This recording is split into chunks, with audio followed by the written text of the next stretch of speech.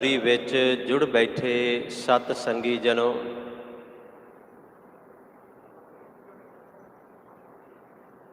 ਗੁਰੂ ਹਰਗੋਬਿੰਦ ਸਾਹਿਬ ਸੱਚੇ ਪਾਤਸ਼ਾਹ ਸਤਿਗੁਰਾਂ ਦਾ ਪ੍ਰਕਾਸ਼ ਪੁਰਬ ਮਨਾਉਂਦਿਆਂ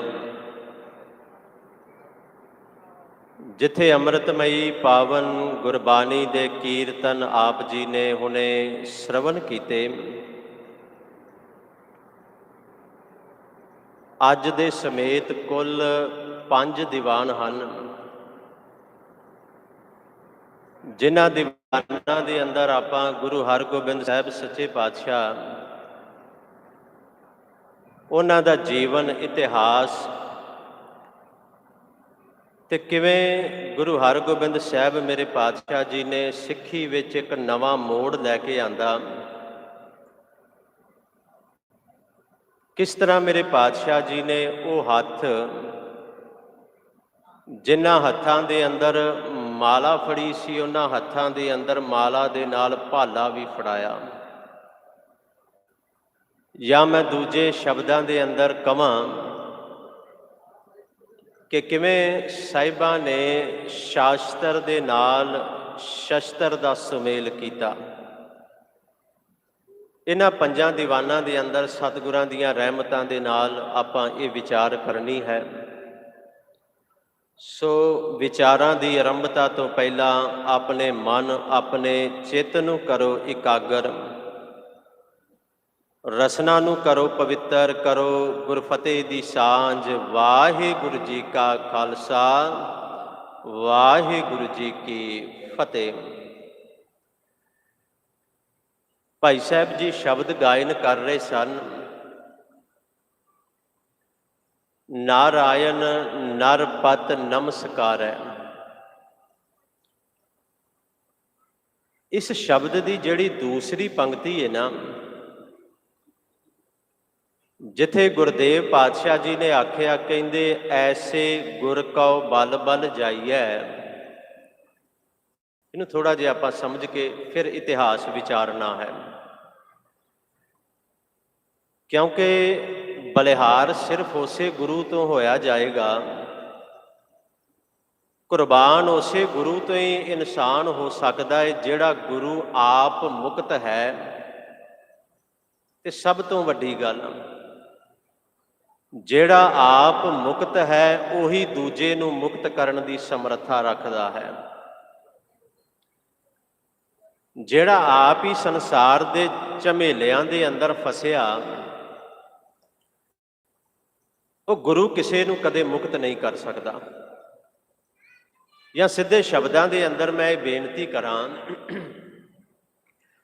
ਜੇ ਮੇਰੇ ਪਾਤਸ਼ਾਹ ਜੀ ਨੇ ਆਖਿਆ ਕਿ ਐਸੇ ਗੁਰ ਕਉ ਬਲ ਬਲ ਜਾਈਐ, ਆਪ ਮੁਕਤ ਮੋਹਿ ਤਾਰੈ। ਅਸਲ ਵਿੱਚ ਉਹ ਆਪ ਮੁਕਤ ਹੈ ਤੇ ਤਾਂ ਹੀ ਮੈਨੂੰ ਤਾਰ ਸਕਦਾ ਹੈ, ਤੇ ਜਿਹੜਾ ਮੈਨੂੰ ਤਾਰਨ ਦੀ ਸਮਰੱਥਾ ਰੱਖਦਾ ਹੈ, ਕਹਿੰਦੇ ਇਹੋ ਜਿਹੇ ਗੁਰੂ ਤੋਂ ਮੈਂ ਬਲਿਹਾਰ ਜਾਨਾ, ਸਦਕੇ ਜਾਨਾ, ਕੁਰਬਾਨ ਜਾਨਾ। ਮੈਂ ਇੱਕ ਗੱਲ ਸਮਝੀਏ, ਗੁਰੂ ਦੇ ਵਾਸਤੇ ਅੰਮ੍ਰਿਤਮਈ ਬਾਣੀ ਦੇ ਅੰਦਰ ਪਾਰਸ ਸ਼ਬਦ ਵੀ ਆਇਆ ਹੈ ਗੁਰੂ ਲਈ। ਉਹ ਇਸ ਕਰਕੇ ਸਾਨੂੰ ਸਮਝਾਉਣ ਦੇ ਵਾਸਤੇ, ਕਿਉਂਕਿ ਅਸੀਂ ਲੋਹੇ ਦੀ ਤਰ੍ਹਾਂ ਹਾਂ, ਅਸੀਂ ਲੋਹੇ ਦੀ ਨਿਆਈ ਹਾਂ। ਪਾਰਸ ਜਿਹੜਾ ਹੈ ਉਹ ਲੋਹੇ ਨੂੰ ਕੰਚਨ ਬਣਾਉਂਦਾ ਹੈ, ਸ਼ੁੱਧ ਕਰਦਾ ਹੈ। ਵੈਸੇ ਇੱਕ ਬੇਨਤੀ ਮੈਂ ਕਰਦਾ ਜਾਵਾਂ, ਪਾਰਸ ਦੇ ਅੰਦਰ ਇੰਨੇ ਗੁਣ ਮੌਜੂਦ ਨੇ ਕਿ ਉਹ 9 ਦੀਆਂ 9 ਜਿਹੜੀਆਂ ਸ਼ੁੱਧ ਧਾਤਾਂ ਨੇ ਉਹਨਾਂ ਨੂੰ ਸੋਨਾ ਬਣਾਉਣ ਦੀ ਸਮਰੱਥਾ ਰੱਖਦਾ ਹੈ। ਤੇ ਲੋਹੇ ਦੀ ਉਦਾਹਰਨ ਵਾਰ-ਵਾਰ ਤਾਂ ਦਿੱਤੀ ਜਾਂਦੀ ਹੈ ਕਿ ਲੋਹਾ ਉਹਨਾਂ 9 ਧਾਤਾਂ ਵਿੱਚੋਂ ਸਭ ਤੋਂ ਮਾੜਾ ਹੈ, ਸਭ ਤੋਂ ਨਖੇਧ। ਅੰਮ੍ਰਿਤਮਈ ਬਾਣੀ ਦੇ ਅੰਦਰ ਗੁਰੂ ਦੇ ਬਾਰੇ ਜਦੋਂ ਸ਼ਬਦ ਆਏ ਤੇ ਆਖਿਆ ਗੁਰ ਪਾਰਸ ਹਮ ਲੋਹ। ਮੈਂ ਕੌਣ ਹਾਂ? ਮੈਂ ਲੋਹਾ ਹਾਂ। ਨਖਿੱਧ, ਬਿਲਕੁਲ ਜਿਹੜੀ ਨਖਿੱਧ ਧਾਤ ਹੈ। ਤੇ ਗੁਰੂ ਕੌਣ ਹੈ? ਕਹਿੰਦੇ ਗੁਰੂ ਪਾਰਸ ਹੈ। ਤੇ ਜਦੋਂ ਲੋਹਾ ਤੇ ਪਾਰਸ ਆਪਸ ਵਿੱਚ ਮਿਲਦਾ ਏ, ਰਗੜਦਾ ਏ, ਤੇ ਫਿਰ ਪਾਰਸ ਦੇ ਅੰਦਰ ਇੰਨੀ ਕੁ ਸਮਰੱਥਾ ਏ, ਉਹ ਉਹਨੂੰ ਸੋਨੇ ਦਾ ਰੂਪ ਦੇ ਦਿੰਦਾ ਹੈ। ਗੁਰ ਪਾਰਸ ਹਮ ਲੋਹ ਮਿਲ ਕੰਚਨ ਹੋਆ राम। ਐਵੇਂ नहीं कहा कि ऐसे गुरु को बल बल जाइए। किहड़े गुरु तो बलिहार जाना है? गुरु तो दुनिया के अंदर पता नहीं किन्ने कु तुरे फिरदे ने। इत्थे ते हर जगह दे विच तुहानूं एक नहीं, दो नहीं, सैकड़े नहीं, हज़ारां गुरु हर जगह ते नज़र आउणगे। पर बलिहार ते उहदे तो जाया जाएगा ना जिहड़ा लोहे नूं सोना बनाउण दी समर्था रखदा है। गुरु हरगोबिंद साहब सच्चे पातशाह तो एक सिख ने सवाल पूछया सी, पातशाह गुरु किन्ने तरह दे हन? गुरु किन्ने तरह दे ने? मेरे सच्चे पातशाह जी ने समझाया, कहंदे भी गुरु तो बड़े तरह के ने, पर कुल जिहड़े वो चार मन्ने गए ने। चार मैं संखेप विच ही रखां। पहले गुरु का नाम मेरे पातशाह ने भृंगी गुरु कहा। भृंगी मैं उत्थे ही हाँ कि ऐसे गुरु को बल बल जाइए। गुरु हरगोबिंद साहब तो भी असी बलिहार जाने, सदके जाने, कुरबान जाने गुरु तो। पातशाह कहते चार तरह के गुरु ने। पहला गुरु है भृंगी। तो सिखा ने हाथ जोड़ के आख्या, पातशाह भृंगी कौन है? कहते भृंगी एक कीड़ा है। कीड़ा ते भृंगी दे अंदर एक गुण ने कि उहदे कोल जिन्ने भी कीड़े आ गए ना, जिन्ने भी कीड़े, वो अपना रूप तो उन्होंने बना सकता है, पर अपनी ताकत उन्होंने समर्था नहीं दे सकता। बस आई चलाई वाला काम है, गिनती वधाउण वाला काम है। सीधे शब्दों में कहां कि मैं गुरु हाँ तो मेरे मगर इन्ने कुछ चेले चाटड़े लगे ने। एक वो गुरु है। समझाउंदियां समझाउंदियां फिर मेरे पातशाह आए। मैं थोड़े जे विच गल करके अगे आवां।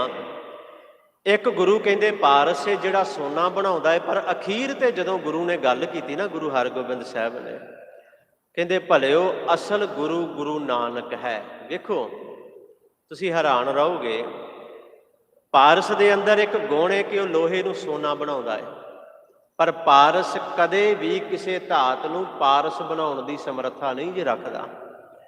हाँ वो सोना बनाएगा, उसकी कीमत जरूर वधा देगा, पर पारस कदे अपना गुण किसी नूं नहीं दिंदा कि जा मैं तेनू भी पारस बनाउणा ते तू अगे होर जिन्ने मर्जी पारस बनाई जा, जां जिन्नियां नूं मर्जी सोना बनाई जा, वो अपना गुण कदे नहीं दिंदा। ते पातशाह कहंदे असल विच गुरु है गुरु नानक। सिखा ने आख्या पातशाह वो क्यों? गुरु नानक क्यों? कहंदे इस दुनिया ते इस जहान ते इकल्ला गुरु नानक है जिन्हें अपने सिख नूं अपना रूप ही बना दिता, अपना रूप ही दे दिता। जे लैणे नूं अंग नाल लाया, उहनूं अपना अंग बना के कहंदे लैणे नूं अंगद कर दिता, लैणे नूं अंगद कीता। इकल्ला दुनिया विच गुरु नानक इहो जिहा गुरु है। एवें बाणी नहीं कह रही ऐसे गुरु को बल बल जाइए। ते जदों साहिबां ने सानूं समझाया ना, जदों किते भी ते मन नूं संबोधन करके हर वार मेरे पातशाह ने आख्या गुरु गुरु गुर कर मन मोर। असी करते नहीं हाँ। देखो गुरु हरगोबिंद मेरे पातशाह जी का प्रकाश पुरब मनाउण जा रहे हैं आपां। परसों प्रकाश सतगुरां ने लिया इस धरती ते। पर एक गल फिर समझिए, मन नूं ते सतगुरां ने वार वार ये गल कही कि गुरु गुरु कर, गुरु गुरु जप, पर साडा मन किन्ना कु जपदा है? रोज़ पढ़ते हैं, लगभग सब नूं ये शब्द याद भी है कि गुरु गुरु गुर कर मन मोर, गुरु बिना मैं ना ही होर। जे पता है कि गुरु तो बिना कोई होर है ही नहीं, तो फिर मना तो गुरु गुरु क्यों नहीं जपदा? क्यों गुरु नहीं करता? क्यों गुरु नहीं सिमरदा? गुर की टेक रहो दिन रात, जाकी कोई ना मेटै दात। गुरु दी टेक, गुरु दा आसरा। क्यों? क्योंकि गुरु दी दिती हुई दात नूं कोई मेट नहीं सकता। गुरु दी दिती दात नूं कोई चैलेंज नहीं कर सकता कदे भी। जो गुरु दात बख्शदा है ना, वो कोई खो नहीं सकता उन्होंने। ये कोई आम धन नहीं है जिहड़ा सड़ भी जाएगा, खत्म हो जाएगा, कोई चोर चुरा के लै जाएगा। ये गुरु दीयां रहमतां कदे खत्म ही नहीं होंदियां। बाणी वार वार सानू समझा रही है। देखो एक बचन मैं होर साझा करा। सुखमणी साहब आपां रोज़ जाप करते हैं, लगभग रोज़ाना सुखमणी साहब की बाणी का पाठ करते हैं। ਪਤਾ ਗੁਰੂ ਨੂੰ ਕਿੰਨੀਆਂ ਵਡਿਆਈਆਂ ਦਿੱਤੀਆਂ ਸਤਿਗੁਰਾਂ ਨੇ। ਗੁਰੂ ਅਰਜਨ ਦੇਵ ਮੇਰੇ ਪਾਤਸ਼ਾਹ ਜੀ ਨੇ ਆਖਿਆ, ਭਾਈ ਗੁਰੂ ਉਹ ਸੁਰਮਾ ਬਖਸ਼ਦਾ ਹੈ। ਸੁਰਮਾ ਅੱਖਾਂ ਵਿੱਚ ਪਾਉਂਦੇ ਸਨ ਨਿਗਾਹ ਨਜ਼ਰ ਵਧਾਉਣ ਦੇ ਵਾਸਤੇ, ਅਸੀਂ ਛੱਡ ਗਏ। ਸੁਰਮੇ ਦੇ ਅੰਦਰ ਇਹ ਗੁਣ ਸੀ ਕਿ ਸੁਰਮਾ ਜਿਹੜਾ ਹੈ ਨਾ ਉਹ ਨਿਗਾਹ ਤੇਜ਼ ਕਰਦਾ ਸੀ। ਅਸੀਂ ਹੋਰ ਤੇ ਬੜਾ ਕੁਝ ਪਾ ਲਵਾਂਗੇ ਪਰ ਸੁਰਮਾ ਪਾਉਣ ਲੱਗਿਆ ਸਾਨੂੰ ਸ਼ਰਮ ਆਉਂਦੀ ਹੈ। ਗੁਰੂ ਅਰਜਨ ਦੇਵ ਸਾਹਿਬ ਸੱਚੇ ਪਾਤਸ਼ਾਹ ਜੀ ਨੇ ਆਖਿਆ, ਕਹਿੰਦੇ ਗੁਰੂ ਗਿਆਨ ਦਾ ਉਹ ਸੁਰਮਾ ਦਿੰਦਾ ਏ, ਉਹ ਅੱਖਾਂ ਵਿੱਚ ਪਾਉਂਦਾ ਜਿਹਦੇ ਨਾਲ ਅਗਿਆਨਤਾ ਦਾ ਹਨੇਰਾ ਖਤਮ ਹੋ ਜਾਂਦਾ ਹਮੇਸ਼ਾ ਲਈ। ਗੁਰੂ ਕੀ ਕਰਦਾ ਏ? ਗਿਆਨ ਅੰਜਨ ਗੁਰ ਦੀਆ। ਰੋਜ਼ ਪੜ੍ਹਦੀਆਂ ਭੈਣਾਂ ਮੇਰੀਆਂ, ਜਦੋਂ ਫਿਰ ਗੁਰੂ ਗਿਆਨ ਐਵੇਂ ਨਹੀਂ ਐਸੇ ਗੁਰ ਕੋ ਬਲ ਬਲ ਜਾਈਏ, ਜਦੋਂ ਗੁਰੂ ਗਿਆਨ ਦਾ ਸੁਰਮਾ ਬਖਸ਼ਦਾ ਹੈ ਨਾ, ਗਿਆਨ ਅੰਜਨ ਗੁਰ ਦੀਆ, ਫਿਰ ਕੀ ਹੁੰਦਾ ਹੈ? ਕਹਿੰਦੇ ਅਗਿਆਨ ਅੰਧੇਰ ਵਿਨਾਸ਼, ਫਿਰ ਅਗਿਆਨਤਾ ਦਾ ਹਨੇਰਾ ਨਾਸ਼ ਹੋ ਜਾਂਦਾ ਹੈ। ਗੁਰੂ ਤੋਂ ਬਿਨਾਂ ਅਗਿਆਨਤਾ ਦਾ ਹਨੇਰਾ ਨਾਸ਼ ਨਹੀਂ ਜਾਂਦਾ। ਫਿਰ ਕੀ ਹੁੰਦਾ ਹੈ? ਹਰ ਕਿਰਪਾ ਤੇ ਸੰਤ ਭੇਟਿਆ ਨਾਨਕ ਮਨ ਪ੍ਰਗਾਸ। ਤਾਂ ਹੀ ਪਾਤਸ਼ਾਹ ਵਾਰ-ਵਾਰ ਕਹਿ ਰਹੇ ਨੇ, ਭਲਿਆ ਗੁਰੂ ਜਪ, ਐਸੇ ਗੁਰ ਕੋ ਬਲ ਬਲ ਜਾਈਏ। ਬਲਿਹਾਰ ਜਾਨਾ ਕੁਰਬਾਨ ਜਾਨਾ, ਜਿਹੜਾ ਆਪ ਮੁਕਤ ਹੈ ਤੇ ਜਿਹੜਾ ਮੈਨੂੰ ਵੀ ਤਾਰਨ ਦੀ ਸਮਰੱਥਾ ਰੱਖਦਾ ਹੈ। ਹੁਣ ਜੇ ਗੁਰੂ ਹਰਗੋਬਿੰਦ ਸਾਹਿਬ ਸੱਚੇ ਪਾਤਸ਼ਾਹ ਦਾ ਇਤਿਹਾਸ ਆਪਾਂ ਸ਼ੁਰੂ ਕਰੀਏ ਤੇ ਮੈਂ ਥੋੜਾ ਜਿਹਾ ਪਿੱਛੇ ਜਾਵਾਂਗਾ। ਉਹਦਾ ਇੱਕ ਕਾਰਨ ਵੀ ਹੈ। ਬਾ ਬਾਣਾ ਘਰ ਚਾਨਣ ਲੈਣਾ। ਬਾ ਬਾਣਾ ਬਾਬਾ ਗੁਰੂ ਨਾਨਕ ਸਾਹਿਬ, ਉਹਦੇ ਘਰ ਚਾਨਣ ਕੌਣ ਲੈਣਾ? ਗੁਰੂ ਅੰਗਦ ਸਾਹਿਬ ਸੱਚੇ ਪਾਤਸ਼ਾਹ। ਭਾਈ ਲਹਿਣਾ ਗੁਰੂ ਨਾਨਕ ਸਾਹਿਬ ਕੋਲ ਆਏ। ਇਹ ਕਿਸੇ ਦੂਜੇ ਧਰਮ ਨੂੰ ਮੰਨਣ ਵਾਲੇ ਨੇ, ਸਿੱਖ ਧਰਮ ਨੂੰ ਮੰਨਣ ਵਾਲੇ ਨਹੀਂ। ਲਹਿਣਾ ਗੁਰੂ ਅੰਗਦ ਸਾਹਿਬ ਸੱਚੇ ਪਾਤਸ਼ਾਹ ਦਾ ਰੂਪ ਬਣਿਆ ਤੇ ਗੁਰੂ ਅੰਗਦ ਸਾਹਿਬ ਜੀ ਦੇ ਕੋਲ ਬਾਬਾ ਅਮਰਦਾਸ ਜੀ ਆਏ। ਤੇ ਬਾਬਾ ਅਮਰਦਾਸ ਵੀ ਦੂਜੇ ਧਰਮ ਨੂੰ ਮੰਨਣ ਵਾਲੇ। ਆਪਾਂ ਪੜ੍ਹਿਆ ਇਤਿਹਾਸ, ਗੰਗਾ ਤੇ ਜਾ ਰਹੇ ਨੇ ਵਾਰ-ਵਾਰ, ਹਰ ਵਾਰ। ਹੁਣ ਤੁਸੀਂ ਕਹੋਗੇ ਕਿ ਪਿੱਛੇ ਇਤਿਹਾਸ ਕਿਉਂ ਲੈ ਗਏ? ਤੁਸੀਂ ਸੁਣ ਕੇ ਹੈਰਾਨ ਰਹੋਗੇ। ਮੈਂ ਗੁਰੂ ਗ੍ਰੰਥ ਸਾਹਿਬ ਵਿੱਚੋਂ ਇਤਿਹਾਸ ਨਾਲ ਲੈ ਕੇ ਚੱਲਣਾ ਅੱਜ। ਬਾਬਾ ਅਮਰਦਾਸ ਆਏ ਬਜ਼ੁਰਗ ਅਵਸਥਾ ਦੇ ਵਿੱਚ, ਕਿਸੇ ਦੂਜੇ ਧਰਮ ਦੇ ਵਿੱਚੋਂ।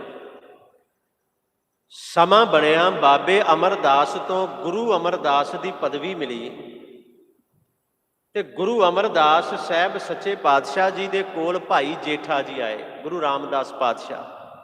ਸਿੱਖ ਇਹ ਵੀ ਨਹੀਂ, ਸਮਝ ਰਹੇ ਹੋ ਨਾ ਇਸ ਗੱਲ ਨੂੰ? ਸਿੱਖ ਇਹ ਵੀ ਨਹੀਂ। ਹੁਣ ਇਸ ਤੋਂ ਅਗਲਾ ਜਿਹੜਾ ਇਤਿਹਾਸ ਹੈ ਨਾ, ਇਸ ਤੋਂ ਅਗਲਾ, ਕਿਉਂਕਿ ਗੁਰੂ ਰਾਮਦਾਸ ਸਾਹਿਬ ਸੱਚੇ ਪਾਤਸ਼ਾਹ ਜੀ ਦੇ ਘਰ ਗੁਰੂ ਅਰਜੁਨ ਦੇਵ ਸਤਿਗੁਰਾਂ ਨੇ ਅਵਤਾਰ ਧਾਰਿਆ ਹੈ। ਤੇ ਗੁਰੂ ਅਰਜੁਨ ਦੇਵ ਮੇਰੇ ਪਾਤਸ਼ਾਹ ਲਈ ਅੰਮ੍ਰਿਤਮਈ ਬਾਣੀ ਨੇ ਸ਼ਬਦ ਬੜੇ ਕਮਾਲ ਦਾ, ਭੱਟ ਸਾਹਿਬਾਨਾਂ ਨੇ ਕਮਾਲ ਕਰ ਦਿੱਤੀ। ਉਹਨਾਂ ਆਖਿਆ, ਗੁਰੂ ਅਰਜੁਨ ਦੇਵ ਪਹਿਲੇ ਗੁਰੂ ਹਨ ਜਿਨ੍ਹਾਂ ਦਾ ਜਨਮ ਹੀ ਗੁਰੂ ਘਰ ਦੇ ਵਿੱਚ ਹੋਇਆ ਹੈ। ਇਸ ਚੀਜ਼ ਦਾ ਬੜਾ ਵੱਡਾ ਫਰਕ ਪੈਂਦਾ ਹੈ। ਕਿਸੇ ਦੂਜੇ ਧਰਮ ਤੋਂ ਆ ਕੇ ਸਿੱਖੀ ਨੂੰ ਐਕਸੈਪਟ ਕਰਨਾ, ਗ੍ਰਹਿਣ ਕਰਨਾ ਬੜਾ ਮੁਸ਼ਕਿਲ ਹੈ। ਪਰ ਗੁਰੂ ਅਰਜੁਨ ਸਾਹਿਬ ਸੱਚੇ ਪਾਤਸ਼ਾਹ, ਨਾਨਾ ਵੀ ਗੁਰੂ, ਜਿਸ ਘਰ ਦੇ ਵਿੱਚ ਗੁਰੂ ਹਰਗੋਬਿੰਦ ਸਾਹਿਬ ਨੇ ਆਉਣਾ ਹੈ, ਉਸ ਘਰ ਦਾ ਇਤਿਹਾਸ ਹੈ। ਗੁਰੂ ਅਰਜੁਨ ਸਾਹਿਬ ਸੱਚੇ ਪਾਤਸ਼ਾਹ ਨਾਨਾ ਵੀ ਗੁਰੂ ਹੈ ਤੇ ਨਾਨੇ ਤੋਂ ਬਾਅਦ ਪਿਤਾ ਵੀ ਗੁਰੂ ਹਨ, ਗੁਰੂ ਰਾਮਦਾਸ ਸਾਹਿਬ ਸੱਚੇ ਪਾਤਸ਼ਾਹ। ਪਤਾ ਕੀ ਸ਼ਬਦ ਬਾਣੀ ਨੇ ਵਰਤਿਆ? ਗੁਰ ਅਰਜੁਨ, ਇੱਥੇ ਵਿਸ਼ਰਾਮ ਆਉਂਦਾ ਇਹਦਾ, ਗੁਰ ਅਰਜੁਨ ਘਰ ਗੁਰ ਰਾਮਦਾਸ। ਜਿਹੜੇ ਗੁਰੂ ਅਰਜੁਨ ਸਾਹਿਬ ਸੱਚੇ ਪਾਤਸ਼ਾਹ ਨੇ, ਗੁਰੂ ਰਾਮਦਾਸ ਸਾਹਿਬ ਜੀ ਦੇ ਘਰ ਗੁਰ ਅਰਜੁਨ ਘਰ ਗੁਰ ਰਾਮਦਾਸ ਭਗਤ ਉਤਰ ਆਇਓ। ਕਿ ਪ੍ਰਮਾਤਮਾ ਆਪ ਇੱਕ ਭਗਤ ਦਾ ਰੂਪ ਧਾਰ ਕੇ ਗੁਰੂ ਰਾਮਦਾਸ ਸਾਹਿਬ ਦੇ ਘਰ ਗੁਰੂ ਅਰਜਨ ਦੇਵ ਜੀ ਆਪ ਆਏ ਹਨ। ਤੇ ਸ਼ਬਦ ਪਤਾ ਕੀ ਹੈ? ਬਾਣੀ ਦੀ ਪੰਕਤੀ ਹੈ। ਕਹਿੰਦੇ ਗੁਰੂ ਅਰਜਨ ਸਾਹਿਬ ਸੱਚੇ ਪਾਤਸ਼ਾਹ ਉਹਨਾਂ ਨੂੰ ਸੰਬੋਧਨ ਕਰਕੇ ਕਿਹਾ, ਤੈਂ, ਧਿਆਨ ਨਾਲ ਸੁਣਿਓ, ਤੈਂ ਜਿਹੜਾ ਸ਼ਬਦ ਹੈ ਨਾ, ਤੈਂ, ਇਹ ਗੁਰੂ ਅਰਜਨ ਦੇਵ ਜੀ ਲਈ ਹੈ। ਗੁਰੂ ਗ੍ਰੰਥ ਸਾਹਿਬ ਦੀ ਪੰਕਤੀ ਹੈ। ਕਹਿੰਦੇ, ਤੈਂ ਜਨਮਤ ਗੁਰਮਤ ਬ੍ਰਹਮ ਪਛਾਣਿਓ। ਕਿ ਐ ਗੁਰੂ ਅਰਜਨ ਸਾਹਿਬ ਸੱਚੇ ਪਾਤਸ਼ਾਹ, ਤੁਸਾਂ ਨੇ ਜਨਮ ਤੋਂ ਹੀ, ਤੈਂ ਗੁਰੂ ਅਰਜਨ ਦੇਵ ਜੀ, ਜਨਮਤ ਜਨਮ ਤੋਂ ਹੀ ਗੁਰਮਤ ਗੁਰੂ ਦੀ ਮੱਤ ਦੀ ਰਾਹੀਂ ਉਸ ਬ੍ਰਹਮ ਉਸ ਪਰਮਾਤਮਾ ਨੂੰ ਪਛਾਣ ਲਿਆ। ਇਹਦੇ ਅਰਥ ਇਹ ਨੇ ਕਿ ਗੁਰੂ ਅਰਜਨ ਸਾਹਿਬ ਸੱਚੇ ਪਾਤਸ਼ਾਹ ਨੂੰ ਘਰੋਂ ਹੀ ਸਭ ਕੁਝ ਮਿਲ ਗਿਆ, ਕਿਤੇ ਭਟਕਣਾ ਨਹੀਂ ਪਿਆ। ਮੈਂ ਫਿਰ ਰਿਪੀਟ ਕਰਕੇ ਅੱਗੇ ਵਧਾਂ ਕਿ ਗੁਰੂ ਅਰਜਨ ਸਾਹਿਬ ਸੱਚੇ ਪਾਤਸ਼ਾਹ ਨਾਨਾ ਗੁਰੂ, ਪਿਤਾ ਜੀ ਵੀ ਗੁਰੂ, ਸਭ ਕੁਝ ਘਰੋਂ ਮਿਲਿਆ। ਇਸ ਘਰ ਦੇ ਅੰਦਰ ਗੁਰੂ ਹਰਗੋਬਿੰਦ ਸਾਹਿਬ ਸੱਚੇ ਪਾਤਸ਼ਾਹ ਦਾ ਅਵਤਾਰ ਧਾਰਨਾ, ਉਹਨਾਂ ਪ੍ਰਕਾਸ਼ ਲੈਣਾ ਹੈ। ਇਸ ਘਰ ਦੇ ਅੰਦਰ ਸਮਾਂ ਨਿਕਲਦਾ ਗਿਆ, ਕਿਉਂਕਿ ਗੁਰੂ ਅਰਜਨ ਦੇਵ ਸਤਿਗੁਰਾਂ ਦੇ ਜੀਵਨ ਦਾ ਪ੍ਰਭਾਵ ਬੜਾ ਸੀ ਗੁਰੂ ਹਰਗੋਬਿੰਦ ਸਾਹਿਬ ਜੀ ਦੇ ਉੱਪਰ, ਬੜਾ ਵੱਡਾ ਪ੍ਰਭਾਵ ਸੀ। ਉਹਦਾ ਕਾਰਨ ਵੀ ਹੈ, ਕਿਉਂਕਿ ਗੁਰੂ ਅਰਜਨ ਦੇਵ ਜੀ ਦੀ ਸ਼ਹਾਦਤ ਨੇ ਸਿੱਖ ਧਰਮ ਦੇ ਅੰਦਰ ਬੜਾ ਵੱਡਾ ਬਦਲਾਅ ਲੈ ਕੇ ਆਂਦਾ ਹੈ, ਬੜਾ ਵੱਡਾ ਬਦਲਾਅ। ਉਹਨਾਂ ਲਈ ਸ਼ਬਦ ਸਾਡੇ ਇਤਿਹਾਸਕਾਰ ਵਰਤਦੇ ਨੇ ਗੁਰੂ ਅਰਜਨ ਦੇਵ ਜੀ ਲਈ ਕਿ ਸ਼ਹੀਦਾਂ ਦੇ ਸਿਰ ਤਾਜ, ਸਿਰ ਦਾ ਤਾਜ। ਗੁਰੂ ਅਰਜਨ ਦੇਵ ਜੀ ਸ਼ਹੀਦਾਂ ਦੇ ਸਿਰ ਤਾਜ ਹਨ। ਪਰ ਗੁਰੂ ਅਰਜਨ ਦੇਵ ਜੀ ਵੀ ਉਹ ਗੁਰੂ ਨੇ ਜਿਨ੍ਹਾਂ ਲਈ ਸ਼ਬਦ ਹੈ ਕਿ ਐਸੇ ਗੁਰ ਕਉ ਬਲ ਬਲ ਜਾਈਐ, ਆਪ ਮੁਕਤ ਮੋਹਿ ਧਾਰੈ। ਹੁਣ ਸ਼ਹਾਦਤ ਥੋੜੀ ਜਿਹੀ ਮੈਂ ਨਾਲ ਲੈ ਕੇ ਚੱਲਾਂਗਾ, ਸਤਿਗੁਰਾਂ ਦੀ ਜਿਹੜੀ ਸ਼ਹਾਦਤ ਹੈ। ਇਸ ਘਰ ਦੇ ਅੰਦਰ ਉਹ ਸਮਾਂ ਵੀ ਆਇਆ, ਕਿਉਂਕਿ ਭਾਈ ਸਾਹਿਬ ਭਾਈ ਗੁਰਦਾਸ ਜੀ ਦਾ ਵਾਹਿਗੁਰੂ ਇੱਕ ਵਾਰ ਅਸੀਂ ਲੈ ਕੇ ਚੱਲਦੇ ਹਾਂ, ਇਹਦੇ ਤੇ ਆਪਾਂ ਚੱਲਣਾ ਹੈ। 5 ਦੀਵਾਨਾਂ ਦੇ ਅੰਦਰ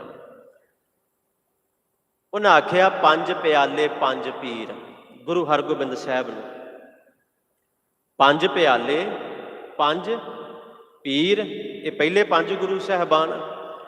ਛਠਮ ਪੀਰ ਬੈਠਾ ਗੁਰ ਭਾਰੀ, ਪਹਿਲਾ ਸ਼ਬਦ ਧਿਆਨ ਉਂਗਲਾਂ ਤੇ ਗਿਣੇ। ਹੁਣ ਪਹਿਲਾ ਕੀ ਲਫ਼ਜ਼ ਉਹਨਾਂ ਵਰਤਿਆ?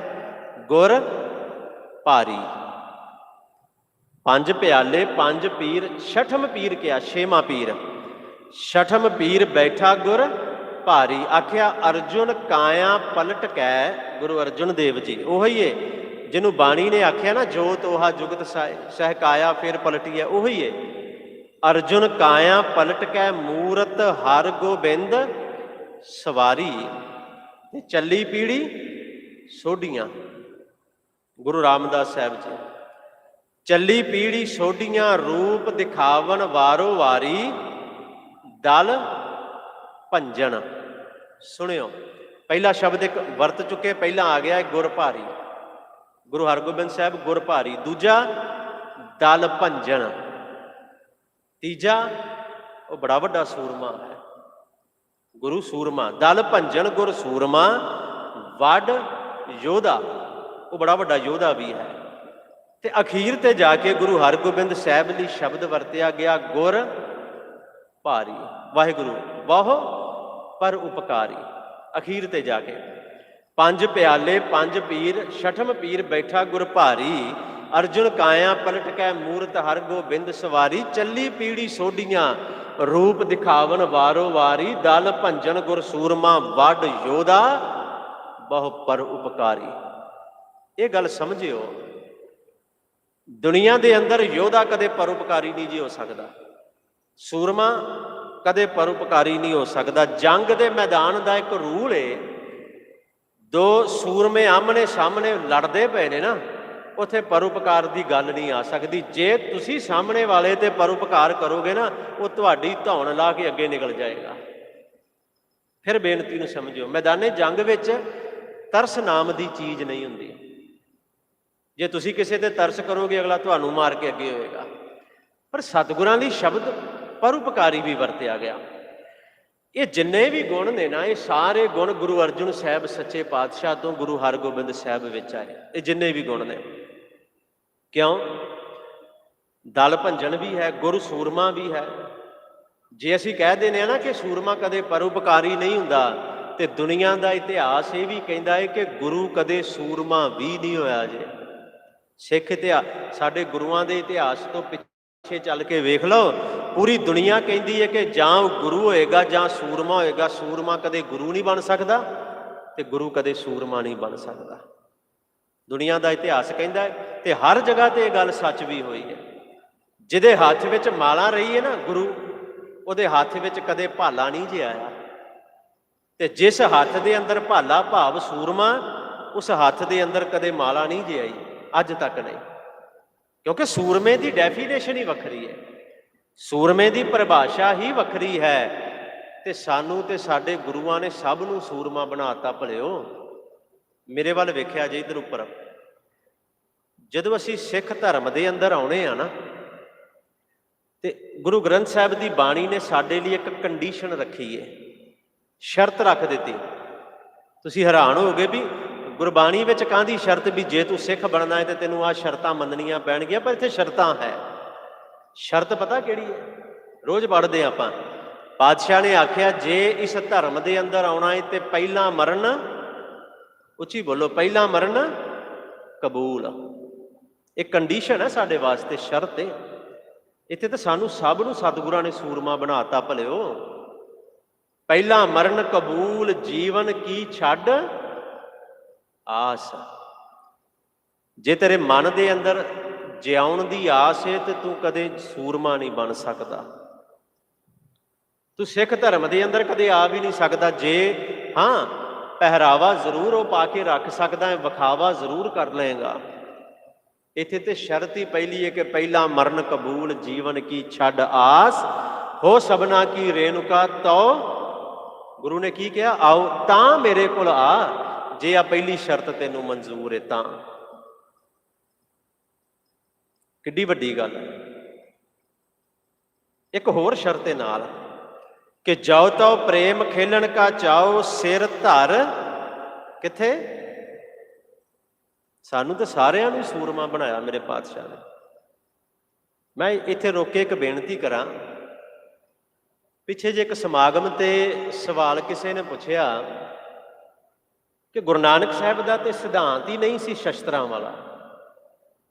ਸੱਚਾਈ ਹੈ, ਕਹਿੰਦੇ ਵੀ ਗੁਰੂ ਨਾਨਕ ਸਾਹਿਬ ਦਾ ਤੇ ਸਿਧਾਂਤ ਹੀ ਸ਼ਸਤਰਾਂ ਵਾਲਾ ਨਹੀਂ ਹੈ। ਉੱਥੇ ਤੇ ਪਿਆਰ ਹੈ, ਪਰ ਉਪਕਾਰ ਹੈ, ਨਿਮਰਤਾ ਹੈ, ਤੇ ਸ਼ਸਤਰ ਕਿੱਥੋਂ ਆ ਗਏ? ਮਰਨ ਮਾਰਨ ਵਾਲੀ ਗੱਲ ਕਹਿੰਦੇ ਕਿੱਥੋਂ ਆ ਗਈ? ਅਸਲ ਵਿੱਚ ਹੁੰਦਾ ਪਤਾ ਕੀ ਹੈ, ਅਸੀਂ ਬਾਣੀ ਨੂੰ ਪੜ੍ਹਦੇ ਬੜੇ ਘੱਟ ਆ। ਮੇਰੇ ਵੱਲ ਧਿਆਨ ਦਿਆ ਜੇ ਪਲੀਜ਼, ਇਕਾਗਰਤਾ ਰੱਖਿਓ। ਅਸੀਂ ਨਾ ਬਾਣੀ ਨੂੰ ਪੜ੍ਹਦੇ ਬੜੇ ਘੱਟ ਆ। ਆਹ ਇੱਕ ਪੰਕਤੀ ਤੁਹਾਨੂੰ ਸਭ ਨੂੰ ਯਾਦ ਹੋਏਗੀ। ਜਦੋਂ ਘਰ ਵਿੱਚ ਪੁੱਤਰ ਦਾ ਜਨਮ ਹੁੰਦਾ ਹੈ ਨਾ, ਤੇ ਸਾਡੇ ਭਾਈ ਸਾਹਿਬ ਆਮ ਹੀ ਇੱਕ ਪੰਕਤੀ ਅਰਦਾਸ ਵਿੱਚ ਪੜ੍ਹਦੇ ਨੇ। ਪਿੰਡਾਂ ਵਿੱਚ ਤੇ ਬਹੁਤ ਪੜ੍ਹੀ ਜਾਂਦੀ ਹੈ ਵੀ ਪੁੱਤੀ ਗੰਢ ਪਵੈ ਸੰਸਾਰ।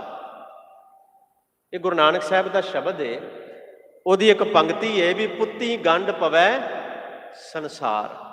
ਪੁੱਤਰ ਨੇ ਜਨਮ ਲਿਆ ਤੇ ਸੰਸਾਰ ਨਾਲ ਗੰਢ ਪੈ ਗਈ, ਮੰਨਦੀ ਹੈ ਦੁਨੀਆ। ਉੱਥੇ ਅੱਗੇ ਜਾ ਕੇ ਪਤਾ ਗੁਰੂ ਨਾਨਕ ਸਾਹਿਬ ਨੇ ਕੀ ਕਿਹਾ ਹੈ ਇਸੇ ਸ਼ਬਦ ਦੇ ਅੰਦਰ?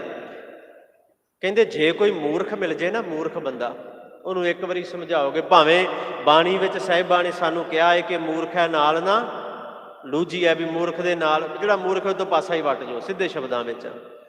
ਪਰ ਕਹਿੰਦੇ ਜੇ ਕੋਈ ਮੂਰਖ ਵਾਰ-ਵਾਰ ਟੱਕਰੇ, ਵਾਰ-ਵਾਰ ਆਉਂਦਾ ਜਾਵੇ, ਉਹਨੂੰ ਇੱਕ ਵਾਰ ਸਮਝਾਓ, 2 ਵਾਰ ਸਮਝਾਓ, 4 ਵਾਰ ਸਮਝਾਓ।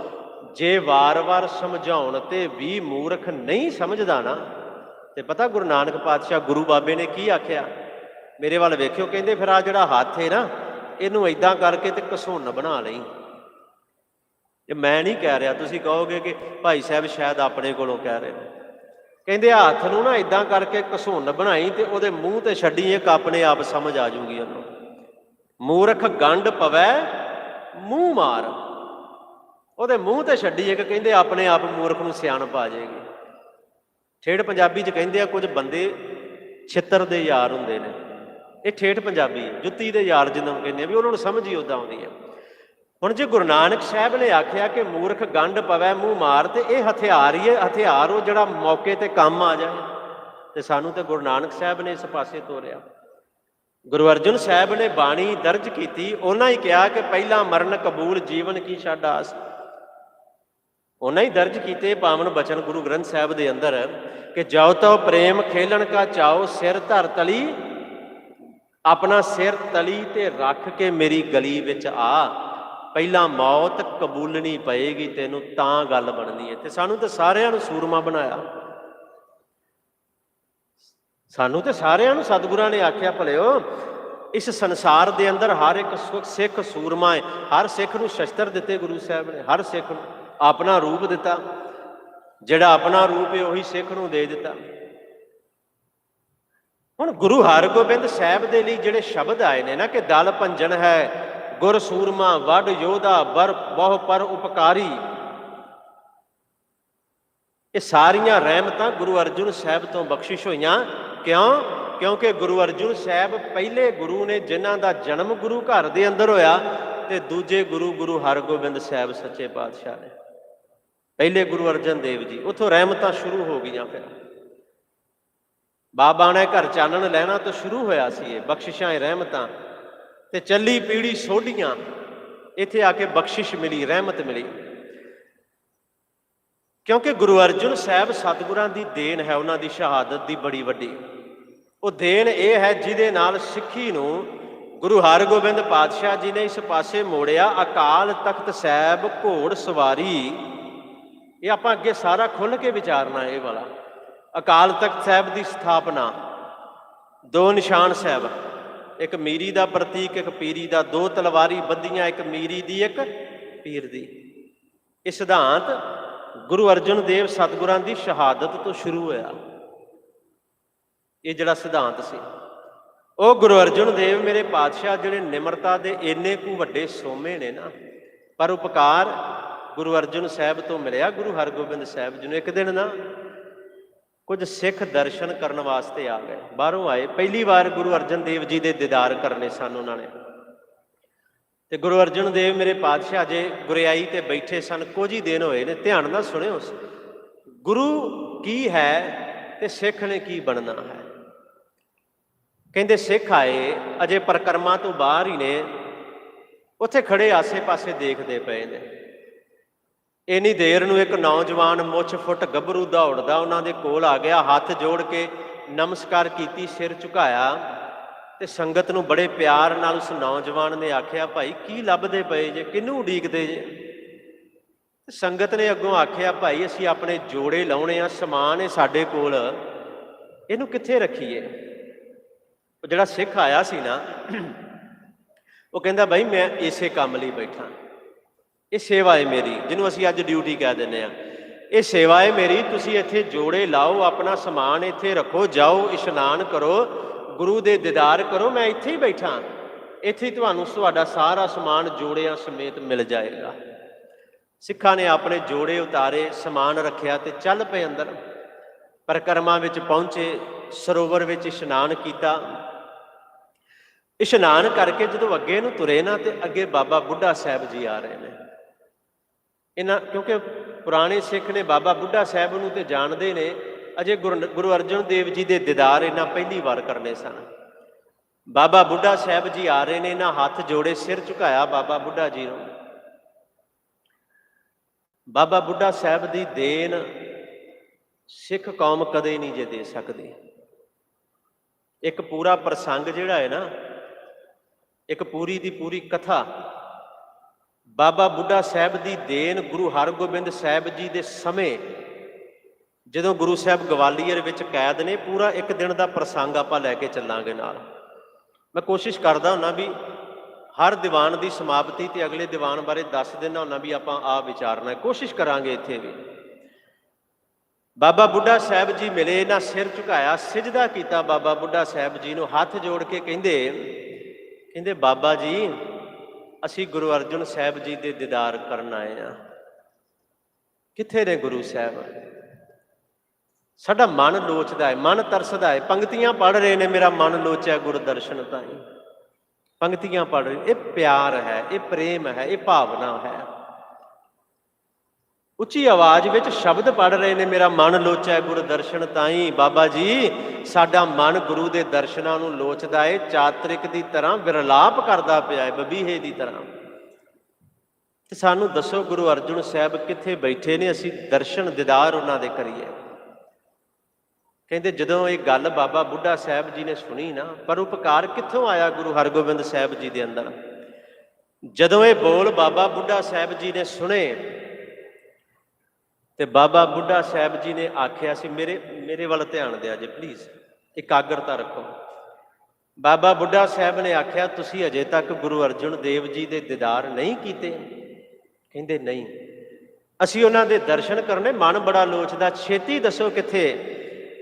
ਤੇ ਬਾਬਾ ਜੀ ਨੇ ਹੱਥ ਜੋੜ ਕੇ ਆਖਿਆ ਸੀ, ਭਲਿਓ ਉਹ ਨੌਜਵਾਨ ਜਿਹੜਾ ਆਪਣੇ ਪਰਨੇ ਦੇ ਨਾਲ ਪੱਲੇ ਨਾਲ ਤੁਹਾਡੇ ਜੋੜੇ ਝਾੜਦਾ ਪਿਆ, ਉਹ ਗੁਰੂ ਅਰਜਨ ਦੇਵ ਸੱਚੇ ਪਾਤਸ਼ਾਹ ਹੈ, ਉਹ ਕੋਈ ਹੋਰ ਨਹੀਂ ਹੈ। ਇਹ ਗੱਲ ਸਾਨੂੰ ਸਮਝਣੀ ਪਏਗੀ। ਅੱਜ ਦਾ ਸਿੱਖ ਕਿੱਥੇ ਹੈ ਤੇ ਗੁਰੂ ਕਿੱਥੇ ਸਨ? ਫਰਕ ਪੈ ਗਿਆ ਬੜਾ ਵੱਡਾ, ਗੈਪ ਇੱਕ ਬੜਾ ਵੱਡਾ ਆ ਗਿਆ। ਇਹ ਪਰਉਪਕਾਰ ਦੀ ਭਾਵਨਾ, ਸਿੱਖ ਭਾਵੇਂ ਦੌੜ ਕੇ ਗਏ, ਉਹ ਜੋੜੇ ਸਤਿਗੁਰਾਂ ਤੋਂ ਫੜੇ, ਪਰ ਸੱਚੇ ਪਾਤਸ਼ਾਹ ਨੇ ਅੱਗੋਂ ਬੋਲ ਕਹੇ ਸਨ, ਭਲਿਓ ਮੈਂ ਤੇ ਤੁਹਾਡੇ ਜੋੜਿਆਂ ਦਾ ਸੇਵਾਦਾਰ ਹੀ ਹਾਂ। ਇਹ ਨਿਮਰਤਾ ਕਿੱਥੋਂ ਆਈ? ਗੁਰੂ ਨਾਨਕ ਸਾਹਿਬ ਦੇ ਘਰੋਂ। ਉਹ ਬਾਬਾ ਨਾਨਕ ਜਿਹੜਾ ਆਪਣੇ ਆਪ ਨੂੰ ਕਹਿ ਰਿਹਾ ਹੈ ਨਾਨਕ ਨੀਚ ਕਹੈ ਵਿਚਾਰ। ਇਹ ਪਰਉਪਕਾਰ ਦੀ ਭਾਵਨਾ, ਇਹ ਨਿਮਰਤਾ ਆਉਂਦੀ ਕਿੱਥੋਂ ਹੈ? ਜਿੱਥੇ ਗੁਰੂ ਸਾਹਿਬਾਨ, ਬਾਣੀ ਦੇ ਬਚਨ ਨੇ, ਜਿੱਥੇ ਗੁਰੂ ਸਾਹਿਬਾਨ ਆਪ ਇਹ ਕਹਿ ਰਹੇ ਨੇ ਮੋਕਉ ਕੀਚੈ ਦਾਸ। ਕਿੱਡੀ ਵੱਡੀ ਗੱਲ ਹੈ। ਇਹ ਪ੍ਰਮਾਤਮਾ ਮੋਕਉ ਕੀਜੈ ਦਾਸ, ਵੀ ਤੂੰ ਮੈਨੂੰ ਆਪਣਾ ਦਾਸ ਬਣਾ ਲੈ। ਨਹੀਂ, ਇੱਥੋਂ ਤੱਕ ਨਹੀਂ, ਕਹਿੰਦੇ ਮੈਨੂੰ ਦਾਸ ਬਣਾ ਲੈ। ਕਿਹਦਾ? ਮੋਕਉ ਕੀਜੈ ਦਾਸ, ਦਾਸ ਦਾਸਨ ਕਉ। ਪ੍ਰਮਾਤਮਾ ਜਿਹੜੇ ਤੇਰੇ ਦਾਸ ਨੇ ਨਾ, ਅੱਗੋਂ ਜਿਹੜੇ ਉਹਨਾਂ ਦੇ ਦਾਸ ਨੇ, ਉਹਨਾਂ ਦੇ ਸੇਵਕ ਨੇ, ਮੈਨੂੰ ਉਹਨਾਂ ਦਾ ਸੇਵਕ ਹੀ ਬਣਾ ਲੈ। ਤੇ ਅੱਜ ਦਾ ਹਰ ਇੱਕ ਬੰਦਾ ਗੁਰੂ ਹੀ ਬਣਨ ਨੂੰ ਬੈਠਾ ਹੈ। ਸਿੱਖ ਤੇ ਬੜੀ ਦੂਰ ਦੀ ਗੱਲ, ਗੁਰੂ ਸਾਹਿਬਾਨ ਤੇ ਕਹਿ ਰਹੇ ਨੇ ਪ੍ਰਮਾਤਮਾ ਮੈਨੂੰ ਆਪਣੇ ਦਾਸਾਂ ਦੇ ਦਾਸਾਂ ਦਾ ਵੀ ਦਾਸ ਬਣਾ ਲੈ। ਕਿੱਥੇ ਗੱਲ ਜਾਂਦੀ ਵੇਖੋ, ਦਾਸਾਂ ਦੇ ਦਾਸਾਂ ਦਾ ਦਾਸ। ਇਹ ਪਰਉਪਕਾਰ, ਇਹ ਨਿਮਰਤਾ ਆਈ ਕਿੱਥੋਂ? ਉਸ ਗੁਰੂ ਅਰਜਨ ਸਾਹਿਬ ਸੱਚੇ ਪਾਤਸ਼ਾਹ ਦੇ ਘਰੋਂ, ਜਿਹੜੀ ਗੁਰੂ ਰਾਮਦਾਸ ਪਾਤਸ਼ਾਹ ਜੀ ਤੋਂ ਮਿਲੀ, ਗੁਰੂ ਰਾਮਦਾਸ ਜੀ ਤੋਂ, ਜਿਹਦੇ ਅੰਦਰ ਸੇਵਾ ਵੀ ਹੈ। ਜੇ ਗੁਰੂ ਰਾਮਦਾਸ ਪਾਤਸ਼ਾਹ ਜੀ ਨੇ ਮਿੱਟੀ ਦਾ ਟੋਕਰਾ ਸਿਰ ਤੇ ਰੱਖਿਆ ਸੀ ਨਾ, ਆਪਣੇ ਸੀਸ ਤੇ ਧੰਨ ਨੇ ਗੁਰੂ ਅਰਜਨ ਸਾਹਿਬ ਸੱਚੇ ਪਾਤਸ਼ਾਹ ਸਰੋਵਰ ਗੁਰੂ ਰਾਮਦਾਸ ਪਾਤਸ਼ਾਹ ਜੀ ਨੇ ਬਣਾਇਆ। ਧਿਆਨ ਨਾਲ ਸੁਣਿਓ, ਸਰੋਵਰ। ਪਰ ਉਸ ਸਰੋਵਰ ਨੂੰ, ਅੰਮ੍ਰਿਤਸਰ ਸਾਹਿਬ ਦੇ ਸਰੋਵਰ ਨੂੰ ਪੱਕੇ ਕਰਨ ਦਾ ਕੰਮ ਜਿਹੜਾ ਹੈ ਨਾ, ਉਹ ਸੇਵਾ ਗੁਰੂ ਅਰਜਨ ਦੇਵ ਪਾਤਸ਼ਾਹ ਜੀ ਨੇ ਕੀਤੀ ਹੈ। ਉਹਨੂੰ ਰਾਮਦਾਸ ਸਰੋਵਰ ਨਾਤੇ ਕਹਿ ਦਿੰਦੇ ਆਪਾਂ, ਕਿਉਂਕਿ ਖੁਦਾਈ ਗੁਰੂ ਰਾਮਦਾਸ ਪਾਤਸ਼ਾਹ, ਪਰ ਉਹਨੂੰ ਪੱਕਾ ਕਰਨ ਦੀ ਸੇਵਾ ਗੁਰੂ ਅਰਜਨ ਦੇਵ ਸਾਹਿਬ ਸੱਚੇ ਪਾਤਸ਼ਾਹ। ਜੇ ਟੋਕਰਾ ਗੁਰੂ ਰਾਮਦਾਸ ਪਾਤਸ਼ਾਹ ਜੀ ਨੇ ਸਿਰ ਤੇ ਰੱਖਿਆ ਨਾ, ਤੇ ਘੱਟ ਗੁਰੂ ਅਰਜਨ ਦੇਵ ਮੇਰੇ ਪਾਤਸ਼ਾਹ ਜੀ ਨੇ ਵੀ ਨਹੀਂ ਸੀ ਕੀਤੀ। ਇਹ ਨਹੀਂ ਕਿ ਜੇ ਗੁਰਿਆਈ ਘਰੋਂ ਹੀ ਮਿਲਣੀ ਸ਼ੁਰੂ ਹੋ ਗਈ, ਜੇ ਰਹਿਮਤਾਂ ਘਰੋਂ ਹੀ ਮਿਲਣੀਆਂ ਸ਼ੁਰੂ ਹੋ ਗਈਆਂ। ਮੈਂ ਬੇਨਤੀ ਕਰ ਚੁੱਕਿਆ, ਜਿਹੜੇ ਦੁਬਾਰਾ ਆਏ ਨੇ ਫਿਰ ਇੱਕ ਵਾਰੀ ਰਿਪੀਟ ਕਰਦੇ ਹਾਂ ਕਿ ਇਹ ਗੱਲ ਨਹੀਂ ਕਿ ਗੁਰੂ ਰਾਮਦਾਸ ਸਾਹਿਬ ਦੇ ਪੁੱਤਰ ਨੇ ਤੇ ਗੁਰੂ ਅਰਜਨ ਦੇਵ ਜੀ ਨੂੰ ਜਿਹੜੀ ਗੁਰਿਆਈ ਦੇ ਦਿੱਤੀ ਗਈ, ਹਾਂ ਮੇਰਾ ਪੁੱਤਰ ਹੈ ਤੇ ਮੈਂ ਇਹਨੂੰ ਗੁਰਿਆਈ ਦੇ ਦਿਆਂ। ਇਸ ਗੱਲ ਨੂੰ ਤੇ ਗੁਰੂ ਨਾਨਕ ਸਾਹਿਬ ਨੇ ਵੀ ਐਕਸੈਪਟ ਨਹੀਂ ਕੀਤਾ, ਗੁਰੂ ਅੰਗਦ, ਕਿਸੇ ਗੁਰੂ ਨੇ ਨਹੀਂ ਕੀਤਾ। ਪਰ ਬਾਣੀ ਕਹਿ ਰਹੀ ਹੈ ਗੁਰੂ ਅਰਜਨ ਦੇਵ ਜੀ ਨੂੰ ਗੁਰਿਆਈ ਤਾਂ ਮਿਲੀ, ਕਿਉਂ? ਆਪਾਂ ਰੋਜ਼ ਪੜ੍ਹਦੇ ਵੇਖੋ, ਇਹ ਬਾਣੀ ਦੀਆਂ ਉਹ ਪੰਕਤੀਆਂ ਨੇ ਜਿਹੜੀਆਂ ਆਪਾਂ ਨੂੰ ਲਗਭਗ ਸਭ ਨੂੰ ਯਾਦ ਨੇ, ਸਭ ਨੂੰ ਯਾਦ ਨੇ ਸਾਨੂੰ, ਕਿ ਗੁਰ ਅਰਜੁਨ ਪ੍ਰਤੱਖ ਹਰ। ਉਹ ਕੋਈ ਹੋਰ ਨਹੀਂ। ਧਰਨ ਗਗਨ ਨਵ ਖੰਡ ਮੈਂ ਜੋਤ ਸਵਰੂਪੀ ਰਹਿਓ ਭਰ, ਭੰਨ ਮਥੁਰਾ। ਮਥੁਰਾ ਭੱਟ ਜੀ ਦਾ ਨਾਮ ਭੰਨ, ਬੋਲਣਾ, ਭੰਨ ਮਥੁਰਾ। ਮਥੁਰਾ ਕਹਿੰਦਾ ਮੈਂ ਕਹਿ ਰਿਹਾ, ਬੋਲ ਰਿਹਾ, ਮੈਂ ਤੁਹਾਨੂੰ ਦੱਸ ਰਿਹਾ, ਕੱਛ ਭੇਦ ਨਹੀਂ। ਉਹ ਭਲਿਓ ਕੋਈ ਭੇਦ ਨਹੀਂ, ਕੋਈ ਫਰਕ ਨਹੀਂ, ਜਮਾ ਵੀ ਅੰਤਰ ਨਹੀਂ। ਭੰਨ ਮਥੁਰਾ ਕੱਛ ਭੇਦ ਨਹੀਂ, ਗੁਰ ਅਰਜੁਨ ਪ੍ਰਤੱਖ ਹਰ। ਗੁਰੂ ਅਰਜੁਨ ਤੇ ਪ੍ਰਤੱਖ ਹਰੀ ਹੈ, ਪ੍ਰਤੱਖ ਪਰਮਾਤਮਾ ਹੈ ਗੁਰੂ ਅਰਜੁਨ। ਐਵੇਂ ਨਹੀਂ ਕਿਤੇ ਮਨ ਦੇ ਅੰਦਰ ਇਹ ਗੱਲ ਆ ਜਾਏ ਕਿ ਗੁਰੂ ਰਾਮਦਾਸ ਨੂੰ ਆਪਣਾ ਛੋਟਾ ਪੁੱਤਰ, ਕਹਿੰਦੇ ਛੋਟੇ ਪੁੱਤਰ ਪਿਆਰੇ ਜ਼ਿਆਦੇ ਹੁੰਦੇ ਆ, ਤੇ ਵੀ ਛੋਟਾ ਪੁੱਤਰ ਪਿਆਰਾ ਸੀ ਤੇ ਉਹਨੂੰ ਗੁਰਿਆਈ ਦੇਤੀ। ਨਹੀਂ ਭਲਿਓ, ਕਹਿੰਦੇ ਗੁਰੂ ਅਰਜਨ ਦੇਵ ਜੀ ਕਿਉਂ ਆਏ ਸੰਸਾਰ ਤੇ, ਕਿਸ ਵਾਸਤੇ? ਉਹ ਸੰਸਾਰ ਤੇ ਆਏ ਇਸ ਜਗਤ ਨੂੰ ਤਾਰਨ ਦੇ ਵਾਸਤੇ। ਜਪਿਓ ਜਿਨ ਅਰਜੁਨ ਦੇਵ ਗੁਰੂ, ਫਿਰ ਸੰਕਟ ਜੋਨ ਗਰਭ ਨਾ ਆਏ। ਉਸ ਗੁਰੂ ਅਰਜਨ ਦੇਵ ਮੇਰੇ ਪਾਤਸ਼ਾਹ ਨੇ, ਵੇਖੋ ਬਾਣੀ ਕਹਿ ਰਹੀ ਹੈ, ਮੈਂ ਇੱਕ ਪੰਕਤੀ ਹੋਰ ਸੁਣਾਵਾਂ। ਬਾਣੀ ਕਹਿ ਰਹੀ ਹੈ ਗੁਰ ਅਰਜਨ ਘਰ ਗੁਰੂ ਰਾਮਦਾਸ ਭਗਤ ਉਤਰ ਆਇਓ, ਪਰ ਫਿਰ ਵੀ ਗੁਰੂ ਅਰਜਨ ਸਾਹਿਬ ਸੱਚੇ ਪਾਤਸ਼ਾਹ ਸਰੋਵਰ ਨੂੰ ਪੱਕਿਆਂ ਕਰਨ ਲੱਗਿਆ ਟੋਕਰੇ ਸਿਰ ਤੇ ਚੱਕ ਰਹੇ ਨੇ। ਜਦੋਂ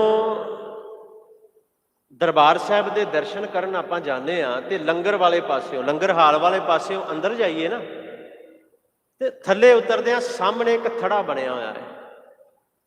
ਥੜਾ ਬਣਿਆ, ਕੁਝ ਇਤਿਹਾਸਕ ਅਸਥਾਨ ਨੇ ਅੰਦਰ ਵੀ। ਆਪਾਂ ਪਰਿਕਰਮਾ ਕਰਦੇ ਹਾਂ ਖੱਬੇ ਪਾਸਿਓਂ। ਸਭ ਤੋਂ ਪਹਿਲੋਂ ਖੱਬੇ ਪਾਸਿਓਂ ਤੁਰੇ ਜਾਈਏ ਤੇ ਬਾਬਾ ਦੀਪ ਸਿੰਘ ਜੀ ਦਾ ਸਥਾਨ ਆਉਂਦਾ ਹੈ, ਜਿੱਥੇ ਸੀਸ ਭੇਟ ਕੀਤਾ ਉਹਨਾਂ ਨੇ। ਉਸ ਤੋਂ ਅੱਗੇ ਜਾਈਏ ਤੇ ਲਾਚੀ ਬੇਰ ਆਉਂਦੀ ਹੈ, ਦਰਸ਼ਨੀ ਦਿਉੜੀ ਦੇ ਬਿਲਕੁਲ ਨਾਲ। ਇਤਿਹਾਸਕ ਸਥਾਨ ਨੇ ਸਾਡੇ।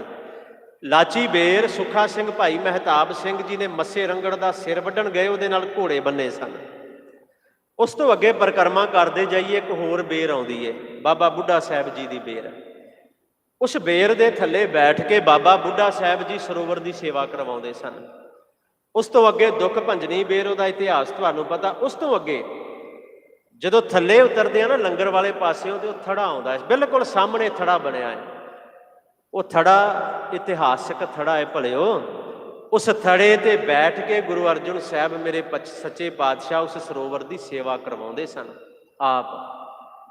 ਫਿਰ ਟੋਕਰੇ ਮਿੱਟੀ ਦੇ ਸਿਰ ਦੇ ਉੱਪਰ ਰੱਖਣੇ, ਸਾਰਾ ਦਿਨ ਸੇਵਾ ਕਰਨੀ। ਇਹ ਰਹਿਮਤਾਂ ਅੱਗੇ ਜਾ ਕੇ ਆਉਣੀਆਂ ਨੇ ਗੁਰੂ ਹਰਗੋਬਿੰਦ ਸਾਹਿਬ ਜੀ ਦੇ ਅੰਦਰ। ਕਿਉਂਕਿ ਘਰੋਂ ਇੱਕ ਬੱਚੇ ਨੂੰ ਬੜਾ ਕੁਝ ਮਿਲਦਾ ਹੈ। ਜੋ ਸਾਡੇ ਘਰ ਹੁੰਦਾ ਹੈ ਨਾ, ਬੱਚਾ ਉਹਨੂੰ ਐਕਸੈਪਟ ਬੜੀ ਛੇਤੀ ਕਰਦਾ ਹੈ, ਗ੍ਰਹਿਣ ਬੜੀ ਛੇਤੀ ਕਰਦਾ ਹੈ। ਜੇ ਘਰ ਦੇ ਅੰਦਰ ਮਾਂ ਸਵੇਰੇ ਉੱਠ ਕੇ ਗੁਰਦੁਆਰੇ ਆਉਂਦੀ ਏ, ਸ਼ਾਮ ਨੂੰ ਵੀ ਗੁਰਦੁਆਰੇ ਆਉਂਦੀ ਏ, ਤੇ ਬੱਚਾ ਵੀ ਕਹੇਗਾ ਮਾਂ ਮੰਮੀ ਤੇਰੇ ਨਾਲ ਜਾਣਾ ਹੈ ਗੁਰਦੁਆਰੇ। ਉਹ ਐਕਸੈਪਟ ਕਰਦਾ ਹੈ ਬੱਚਾ ਇਹਨਾਂ ਚੀਜ਼ਾਂ ਨੂੰ, ਕੁਦਰਤੀ ਹੈ। ਜੇ ਮਾਂ ਘਰ ਦੇ ਅੰਦਰ ਗੁਟਕਾ ਸਾਹਿਬ ਲੈ ਕੇ ਪਾਠ ਕਰਦੀ ਹੈ ਨਾ, ਤੇ ਬੱਚਾ, ਕਦੇ ਵੇਖਿਓ ਤੁਸੀਂ ਛੋਟੇ ਬੱਚੇ ਕੀ ਕਰਦੇ ਨੇ, ਮਾਂ ਬੈਠੀ ਇਸ ਤਰ੍ਹਾਂ ਗੁਟਕਾ ਸਾਹਿਬ ਹੱਥ ਵਿੱਚ ਫੜਿਆ ਹੈ, ਤੇ ਬੱਚਾ ਕਦੇ ਵੀ ਗੁਟਕੇ ਦੇ ਉੱਪਰੋਂ ਨਹੀਂ ਜੇ ਆਉਂਦਾ, ਉਹ ਥੱਲਿਓਂ ਦੀ ਸਿਰ ਕੱਢਦਾ ਹੈ ਮਾਂ ਦੀ ਗੋਦ ਵਿੱਚ ਬਹਿਣ ਲਈ। ਵੇਖੋ ਰੱਬ ਨੇ, ਵਾਹਿਗੁਰੂ ਪਰਮਾਤਮਾ ਨੇ ਉਹਨੂੰ ਕਿੰਨੀ ਸੋਝੀ ਬਖਸ਼ੀ ਬੱਚੇ ਨੂੰ।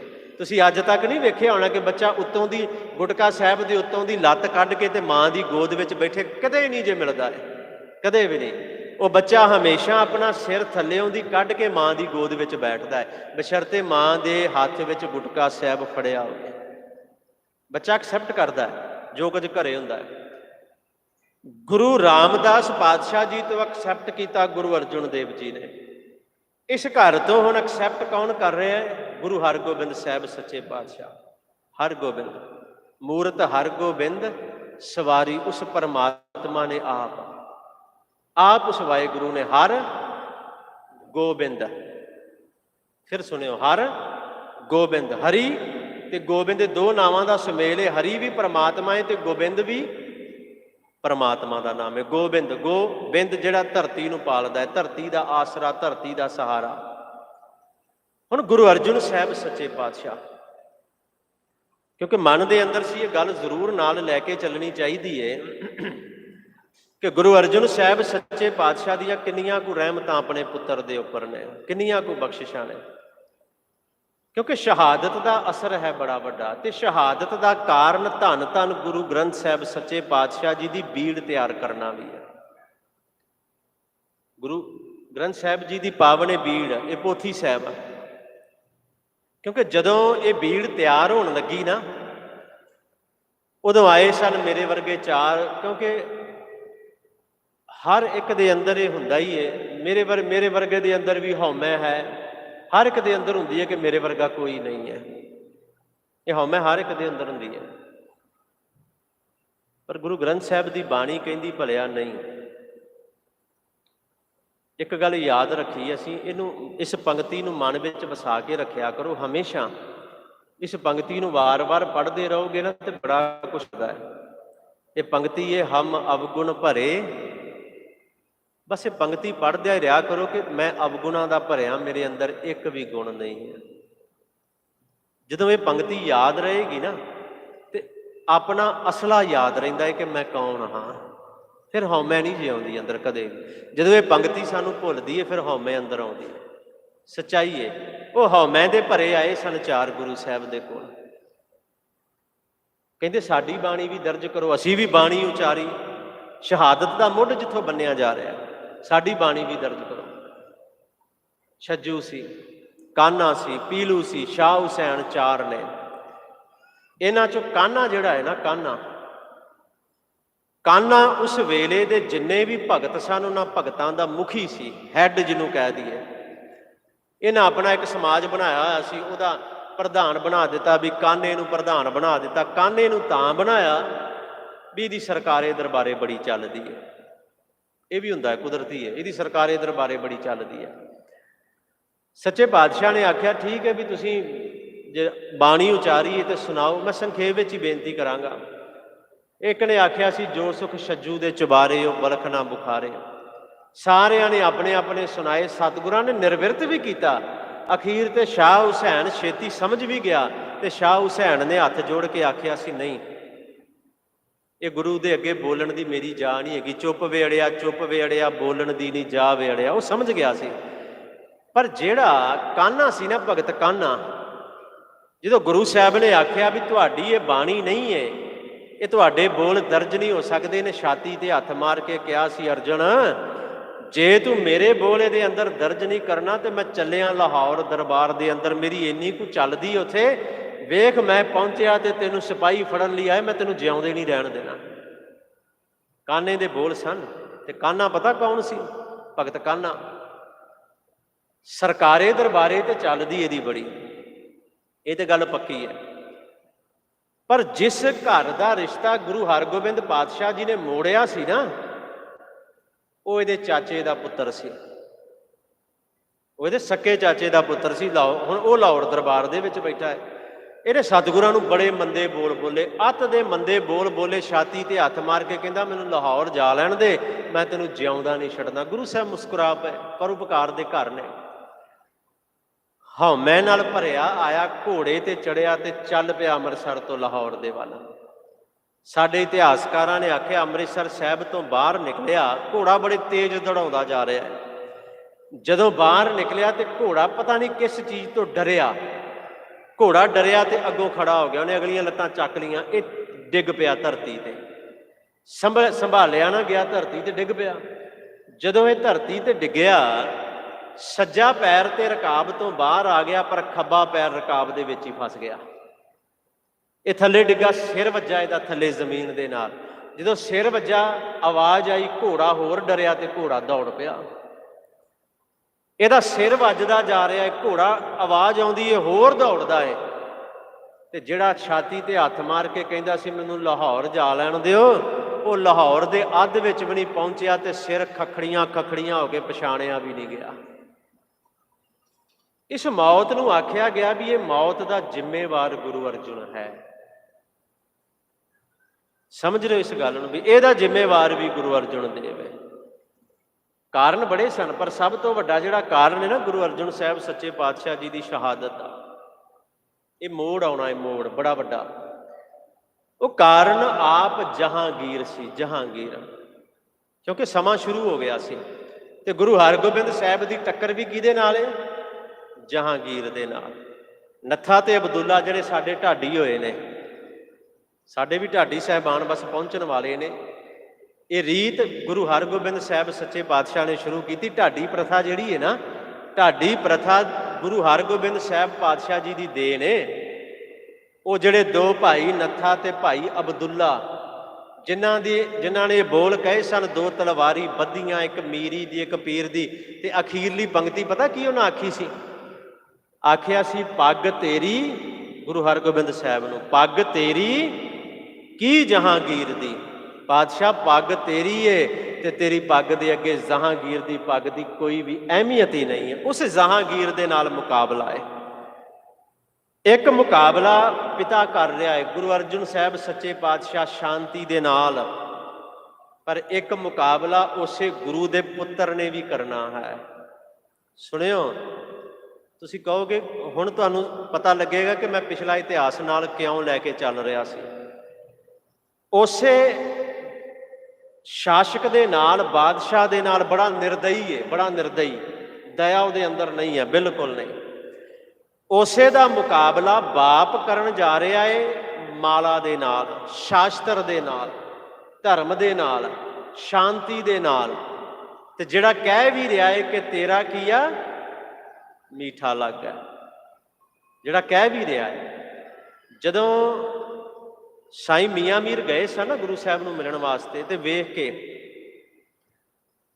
ਅਸਲ 'ਚ ਨਾ ਅਸੀਂ ਕਈ ਵਾਰ ਜਦੋਂ ਇਤਿਹਾਸ ਸੁਣਾਉਂਦੇ ਆ ਨਾ, ਅਸੀਂ ਕੁਝ ਗੱਲਾਂ ਛੱਡ ਜਾਂਦੇ ਹਾਂ, ਪਰ ਸਾਨੂੰ ਇਹ ਗੱਲਾਂ ਦੱਸਣੀਆਂ ਜ਼ਰੂਰੀ ਵੀ ਨੇ, ਇਹ ਚਾਹੀਦੀਆਂ ਨੇ ਵੀ ਸੰਗਤ ਨੂੰ ਪਤਾ ਲੱਗੇ। ਜਦੋਂ ਸਾਈਂ ਮੀਆਂ ਮੀਰ ਪਹੁੰਚੇ ਸਨ ਨਾ ਗੁਰੂ ਅਰਜਨ ਦੇਵ ਪਾਤਸ਼ਾਹ ਜੀ ਦੇ ਕੋਲ, ਤਤੀ ਤਵੀ ਤੇ ਬਿਠਾਇਆ ਜਾ ਰਿਹਾ ਹੈ, ਸੀਸ ਵਿੱਚ ਰੇਤ ਗਰਮ ਪਾਈ ਜਾ ਰਹੀ ਹੈ, ਤੇ ਫਿਰ ਬਾਂਹ ਫੜ ਕੇ ਨਾਲ ਰਾਵੀ ਵਗਦੀ, ਠੰਡੇ ਪਾਣੀ 'ਚ ਇਸ਼ਨਾਨ ਵੀ ਕਰਾਉਂਦੇ ਨੇ, ਤੇ ਫਫੋਲੇ ਹੋ ਗਏ ਸਨ ਮੂੰਹ ਤੇ ਸਰੀਰ ਤੇ, ਐਡੇ ਐਡੇ ਫਫੋਲੇ, ਪਛਾਣੇ ਨਹੀਂ ਜਾ ਰਹੇ ਸਨ ਗੁਰੂ ਅਰਜਨ ਦੇਵ ਜੀ। ਇਹ ਸੱਚਾਈ ਏ, ਅਸੀਂ ਇਸ ਗੱਲ ਤੋਂ ਭੱਜੀਏ ਨਾ, ਇਸ ਗੱਲ ਤੋਂ ਮੁਨਕਰ ਨਾ ਹੋਈਏ। ਸਰੀਰ ਤੇ ਜ਼ਖਮ ਹੋ ਗਏ, ਫਫੋਲੇ ਹੋ ਗਏ, ਬੜੇ ਵੱਡੇ ਵੱਡੇ, ਪਛਾਣ ਨਹੀਂ ਆ ਰਹੀ ਸੀ, ਮੱਥੇ ਤੇ, ਗੱਲਾਂ ਤੇ, ਮੂੰਹ ਤੇ, ਬੁੱਲਾਂ ਤੇ ਵੀ। ਤੇ ਸਾਈਂ ਮੀਆਂ ਮੀਰ ਨੇ ਵੇਖ ਕੇ ਗੁੱਸੇ ਵਿੱਚ ਆ ਕੇ, ਅੰਜੂ ਵੀ ਨਿਕਲੇ, ਤੇ ਗੁੱਸੇ ਵਿੱਚ ਆ ਕੇ ਆਖਿਆ ਸੀ, ਪਾਤਸ਼ਾਹ ਮੈਨੂੰ ਹੁਕਮ ਦਿਓ, ਮੈਂ ਲਾਹੌਰ ਦੀ ਇੱਟ ਨਾਲ ਇੱਟ ਖੜਕਾ ਦਿਆਂਗਾ। ਸੁਣਿਓ, ਉਸ ਮੇਰੇ ਗੁਰੂ ਬਾਬੇ ਨੇ ਆਖਿਆ ਸੀ, ਮੈਨੂੰ ਪਤਾ ਤੇਰੇ ਅੰਦਰ ਸਮਰੱਥਾ ਹੈ, ਤੂੰ ਲਾਹੌਰ ਦੀ ਇੱਟ ਨਾਲ ਇੱਟ ਖੜਕਾ ਦੇਂਗਾ, ਪਰ ਇਹ ਤਾਕਤ ਤੈਨੂੰ ਮਿਲੀ ਕਿੱਥੋਂ ਹੈ? ਸਿਰ ਡਿੱਗ ਪਿਆ ਸੀ ਮੀਆਂ ਮੀਰ ਦਾ, ਸਮਝ ਗਿਆ ਕਿ ਤਾਕਤ ਦੇਣ ਵਾਲਾ ਤੇ ਤੱਤੀ ਤਵੀ ਤੇ ਬੈਠਾ ਭਾਣਾ ਮੰਨਦਾ ਪਿਆ ਹੈ, ਜਿਹਨੇ ਮੈਨੂੰ ਤਾਕਤ ਦਿੱਤੀ। ਜੇ ਉਹਦੇ ਕੋਲੋਂ ਤਾਕਤ ਲੈ ਕੇ ਮੈਂ ਲਾਹੌਰ ਦੀ ਇੱਟ ਨਾਲ ਇੱਟ ਖੜਕਾ ਸਕਦਾ, ਤੇ ਜਿਹਨੇ ਮੈਨੂੰ ਇਹ ਤਾਕਤ ਦਿੱਤੀ ਉਹ ਤੇ ਲਾਹੌਰ ਪਲਟਾ ਕੇ ਵੀ ਮਿੰਟ 'ਚ ਖਤਮ ਕਰ ਸਕਦਾ ਹੈ। ਉਹ ਸ਼ਾਂਤੀ ਨਾਲ, ਇੱਕ ਬਾਪ ਪਿਤਾ ਨੇ ਮੁਕਾਬਲਾ ਕੀਤਾ ਸ਼ਾਂਤੀ ਦੇ ਨਾਲ, ਤੇ ਪੁੱਤਰ ਗੁਰੂ ਹਰਗੋਬਿੰਦ ਸਾਹਿਬ ਸੱਚੇ ਪਾਤਸ਼ਾਹ, ਉਹਨੇ ਉਸੇ ਬਾਦਸ਼ਾਹ ਦਾ ਮੁਕਾਬਲਾ ਅੱਗੇ ਜਾ ਕੇ ਕਰਨਾ ਹੈ ਸ਼ਸਤਰਾਂ ਦੇ ਨਾਲ, ਘੋੜਿਆਂ ਦੇ ਨਾਲ। ਮੈਦਾਨੇ ਜੰਗ ਦੇ ਅੰਦਰ ਵੀ ਆਉਣਾ ਹੈ। ਸਿਰਫ ਘੋੜੇ ਰੱਖਣੇ ਵਿਖਾਵੇ ਤੱਕ ਨਹੀਂ, ਸ਼ਸਤਰ ਰੱਖਣੇ ਵਿਖਾਵੇ ਤੱਕ ਸੀਮਤ ਨਹੀਂ ਉਹਨੇ ਰੱਖਣੇ, ਕਿ ਹਾਂ ਮੈਂ ਸਮੇਂ ਦੀ ਹਕੂਮਤ ਨੂੰ ਡਰਾ ਲਵਾਂਗਾ ਵੀ ਜੇ ਮੇਰਾ ਬਾਪ ਉਹਨਾਂ ਸ਼ਹੀਦ ਕੀਤਾ ਤੇ ਸ਼ਾਇਦ ਆ ਮੇਰੇ ਕੋਲ ਘੋੜਸਵਾਰ ਵੇਖ ਕੇ, ਫੌਜ ਵੇਖ ਕੇ ਡਰ ਜਾਣਗੇ ਤੇ ਮੇਰੇ ਨੇੜੇ ਨਹੀਂ ਆਉਣਗੇ। ਨਹੀਂ, ਇਹ ਵਿਖਾਵੇ ਲਈ ਨਹੀਂ ਸੀ। ਬਾਪ ਸ਼ਾਂਤੀ ਨਾਲ, ਤੇ ਉਸੇ ਬਾਪ ਦਾ ਪੁੱਤਰ ਸਾਹਮਣੇ ਸੀਨਾ ਤਾਣ ਕੇ ਖੜਾ ਹੋ ਰਿਹਾ ਹੈ। ਉਹਨੇ ਖੜਾ ਹੋਣਾ ਹੈ ਸੀਨਾ ਤਾਣ ਕੇ, ਉਹਨੇ ਆਖਣਾ ਹੈ, ਆ ਸਮੇਂ ਦਾ ਬਾਦਸ਼ਾਹ, ਆ ਜਹਾਂਗੀਰ, ਜੇ ਤੂੰ ਤਲਵਾਰ ਦੇ ਜ਼ੋਰ ਦੇ ਨਾਲ ਇਸ ਦੁਨੀਆ ਨੂੰ, ਇਸ ਦੇਸ਼ ਨੂੰ ਇਸਲਾਮ ਦੇ ਵੱਲ ਲੈ ਕੇ ਜਾਣਾ ਚਾਹੁੰਦਾ, ਤਲਵਾਰ ਭਾਵ ਡਰ, ਤਲਵਾਰ ਦਾ ਅਰਥ ਡਰ ਨਾਲ, ਮੌਤ ਦੇ ਡਰ ਨਾਲ, ਜੇ ਤੂੰ ਤਲਵਾਰ ਦੇ ਡਰ ਦੇ ਨਾਲ ਇਸ ਦੇਸ਼ ਨੂੰ ਇਸਲਾਮ ਦੇ ਵੱਲ ਲੈ ਕੇ ਜਾਣਾ, ਤੇ ਮੈਂ ਗੁਰੂ ਅਰਜਨ ਸਾਹਿਬ ਸੱਚੇ ਪਾਤਸ਼ਾਹ ਦਾ ਪੁੱਤਰ, ਮੈਂ ਹੁਣ ਤੇਰਾ ਮੁਕਾਬਲਾ ਉਸੇ ਕਿਰਪਾਨ ਨਾਲ, ਤੇਰੇ ਹੱਥ 'ਚ ਤਲਵਾਰ ਹੈ, ਤਲਵਾਰ ਤਲ ਤੇ ਵਾਰ ਕਰਦੀ ਏ, ਪਰ ਮੇਰੇ ਹੱਥ ਵਿੱਚ ਕਿਰਪਾਨ ਹੈ ਜਿਹੜੀ ਕਿਰਪਾਈ ਵਰਤਾਉਂਦੀ। ਤਲਵਾਰ ਤੇ ਕਿਰਪਾਨ 'ਚ ਫਰਕ ਬੜਾ ਹੈ। ਅਸੀਂ ਇਹਨੂੰ ਕਿਰਪਾਨ ਕਹਿੰਦੇ, ਸ਼੍ਰੀ ਸਾਹਿਬ ਕਹਿੰਦੇ, ਕਦੀ ਤਲਵਾਰ ਨਹੀਂ ਕਹਿੰਦੇ ਅਸੀਂ ਇਹਨੂੰ। ਸਿੱਖ ਕਦੇ ਤਲਵਾਰ ਸ਼ਬਦ ਨਹੀਂ ਜੇ ਵਰਤਦਾ। ਤਲਵਾਰ ਜਿਹੜੀ ਤਲ ਤੇ ਵਾਰ ਕਰਦੀ ਹੈ, ਕਿਰਪਾਨ ਜਿਹੜੀ ਕਿਰਪਾਈ, ਰਹਿਮਤ, ਬਖਸ਼ਿਸ਼, ਵਡਿਆਈ। ਆਖਿਆ ਤੂੰ ਤਲਵਾਰ ਦੇ ਨਾਲ ਜ਼ੋਰ ਲਾ ਰਿਹਾ, ਤੇ ਉਸੇ ਤਲਵਾਰ ਦੇ ਨਾਲ ਮੁਕਾਬਲਾ ਕਰਦਿਆਂ ਤੂੰ ਕਹਿ ਰਿਹਾ ਹੈ ਕਿ ਮੈਂ ਇਸ ਦੇਸ਼ ਦੇ ਅੰਦਰ ਇੱਕੋ ਧਰਮ ਹੀ ਰਹਿਣ ਦੇਣਾ ਹੈ। ਤੇ ਗੁਰੂ ਹਰਗੋਬਿੰਦ ਸਾਹਿਬ ਕਹਿ ਰਹੇ ਨੇ, ਆ ਜਾ ਫਿਰ, ਤੂੰ ਇੱਕ ਧਰਮ ਕਰਨਾ ਚਾਹੁੰਦਾ ਹੈ, ਤੇ ਮੇਰੇ ਵਾਰਸਾਂ ਨੇ ਅੱਗੇ ਜਾ ਕੇ ਦੂਜੇ ਤੋਂ ਤੀਜਾ ਵੀ ਪੈਦਾ ਕਰ ਦੇਣਾ ਹੈ। ਤੂੰ ਇੱਕ ਦੀ ਗੱਲ ਕਰਦਾ, ਇੱਥੇ ਦੂਜੇ ਨੂੰ ਬਚਾਉਂਦਿਆਂ ਤੀਜਾ ਵੀ ਮੇਰੇ ਵਾਰਸ ਗੁਰੂ ਗੋਬਿੰਦ ਸਿੰਘ ਸੱਚੇ ਪਾਤਸ਼ਾਹ ਉਹਨਾਂ ਤੀਜਾ ਵੀ ਧਰਮ ਖੜਾ ਕਰ ਦੇਣਾ ਹੈ। ਸੀਨਾ ਚੌੜਾ ਕਰਕੇ ਗੁਰੂ ਹਰਗੋਬਿੰਦ ਸਾਹਿਬ, ਇੱਕ ਪਾਸੇ ਗੁਰੂ ਅਰਜਨ ਦੇਵ ਜੀ ਪਿਤਾ ਜੀ, ਇੱਕ ਪਾਸੇ ਗੁਰੂ ਹਰਗੋਬਿੰਦ ਸਾਹਿਬ, ਸੇਵਾਵਾਂ ਬਰਾਬਰ ਨੇ ਨਾਲ। ਇਹ ਨਾ ਕਦੇ ਸਮਝਿਓ ਕਿ ਗੁਰੂ ਹਰਗੋਬਿੰਦ ਸਾਹਿਬ ਮੇਰੇ ਪਾਤਸ਼ਾਹ ਸਿਰਫ ਕਲਗੀ ਹੀ ਲਾ ਕੇ ਰੱਖੀ, ਸਿਰਫ ਗੁਰੂ ਹਰਗੋਬਿੰਦ ਸਾਹਿਬ ਨੇ ਵੀ ਤਲਵਾਰਾਂ ਹੀ ਧਾਰਨ ਕੀਤੀਆਂ, ਨਹੀਂ। ਉਹ ਆਪਣੇ ਪਿਤਾ, ਆਪਣੇ ਦਾਦੇ, ਉਹਨਾਂ ਦੇ ਨਕਸ਼ੇ ਕਦਮ ਤੇ ਚੱਲਦੇ ਆ, ਸੇਵਾ ਭਾਵਨਾ ਵੀ ਉਹਨਾਂ ਦੇ ਮਨ ਵਿੱਚ ਹੀ, ਸੇਵਾ ਕਰਦੇ ਵੀ ਰਹੇ ਨੇ। ਜੇ ਜੋੜੇ ਗੁਰੂ ਅਰਜਨ ਦੇਵ ਸੱਚੇ ਪਾਤਸ਼ਾਹ ਨੇ ਝਾੜੇ, ਤੇ ਜੋੜੇ ਝਾੜਨ ਦੀ ਸੇਵਾ ਗੁਰੂ ਹਰਗੋਬਿੰਦ ਪਾਤਸ਼ਾਹ ਜੀ ਨੇ ਵੀ ਕੀਤੀ। ਬਸ ਫਰਕ ਇਸ ਗੱਲ ਦਾ ਸੀ, ਫਰਕ ਇੰਨਾ ਸੀ, ਉੱਥੇ ਗੁਰਬਾਣੀ ਹੈ, ਇੱਥੇ ਗੁਰਬਾਣੀ, ਉੱਥੇ ਜਾਂ ਸਿੱਧੇ ਦੂਜੇ ਸ਼ਬਦ ਵਰਤਾਂ, ਉੱਥੇ ਮਾਲਾ ਹੈ, ਉੱਥੇ ਸ਼ਾਸਤਰ ਜਿਹਨੂੰ ਅਸੀਂ ਕਹਿੰਦੇ ਹਾਂ। ਇੱਥੇ ਮਾਲਾ ਤੇ ਹੈ, ਇਹ ਨਹੀਂ ਕਿ ਮਾਲਾ ਛੱਡ ਦਿੱਤੀ, ਇਹ ਨਹੀਂ ਕਿ ਸ਼ਾਸਤਰ ਬਾਣੀ ਛੱਡ ਦਿੱਤੀ, ਉਹਦੇ ਨਾਲ ਨਾਲ ਮੇਰੇ ਪਾਤਸ਼ਾਹ ਗੁਰੂ ਹਰਗੋਬਿੰਦ ਸਾਹਿਬ ਨੇ ਭਾਲਾ ਫਕੜ ਲਿਆ। किड्डी वड्डी गल है। एक भगती है, फिर समझियो, एक की है भगती।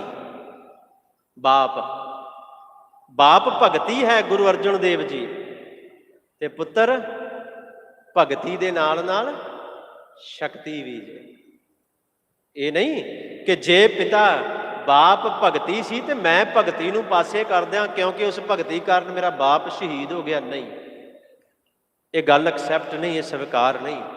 क्योंकि हुंदा की है, मैं लुधियाने एक परिवार सी ते उस परिवार नूं ना सारे कहते हुंदे सन भी ये किन्हां दे घर जाना, गुरु रामदास वालियां दे घर जाना। सुनियो, तुसीं हैरान रहोगे सुन के भी गुरु रामदास वालियां दे घर जाना। ये कहते सर मैनूं पहलां पहलां ते पता ना लगा, ते बाद विच मैं पुछया भी इन्हां नूं गुरु रामदास वाले क्यों कहंदे आ, क्यों कहंदे आ? कहंदे जी ये गुरु रामदास सतगुरां तक ही गुरुआं नूं मनदे ने, उस तों अगलिआं नूं नहीं मनदे। मैं कहा भी वो क्यों भी, वो क्यों? कहते क्योंकि गुरु अर्जन देव जी ने शहीदी दी सी ते बाकियां ने फिर तलवारां किरपानां फड़ लियां सी। ये कहते जी असीं ते गुरु राम, देखो ये सिर ते दस्तार है, सिੱਖੀ ਦਾ रूप है, पर बन की गया नहीं। गुरु अर्जुन देव पातशाह भगती ते पुत्र, ये नहीं कहा जे भगती करके मेरा बाप शहीद होया, मेरे बाप नूं इन्हां कतल कीता ते मैं भगती छड्ड दियां, नहीं। वो कहते मैं भगती दे नाल नाल शक्ति नूं भी लैके चलना है, मैं भगती नूं कलावे दे विच लैना है। किस कलावे दे विच? उहनूं एक आसरा देना है। उहदे भगती दे चारे पासे एक चार दीवारी कर देनी। वो चार दीवारी काहदी? वो शक्ति दी चार दीवारी है, वो शस्त्रां दी चार दीवारी है। सुब्रमण्यम स्वामी, क्योंकि मेरा समा समाप्ति वाले, सुब्रमण्यम स्वामी ने एक गल बड़े कमाल की लिखी है 84 तो बाद।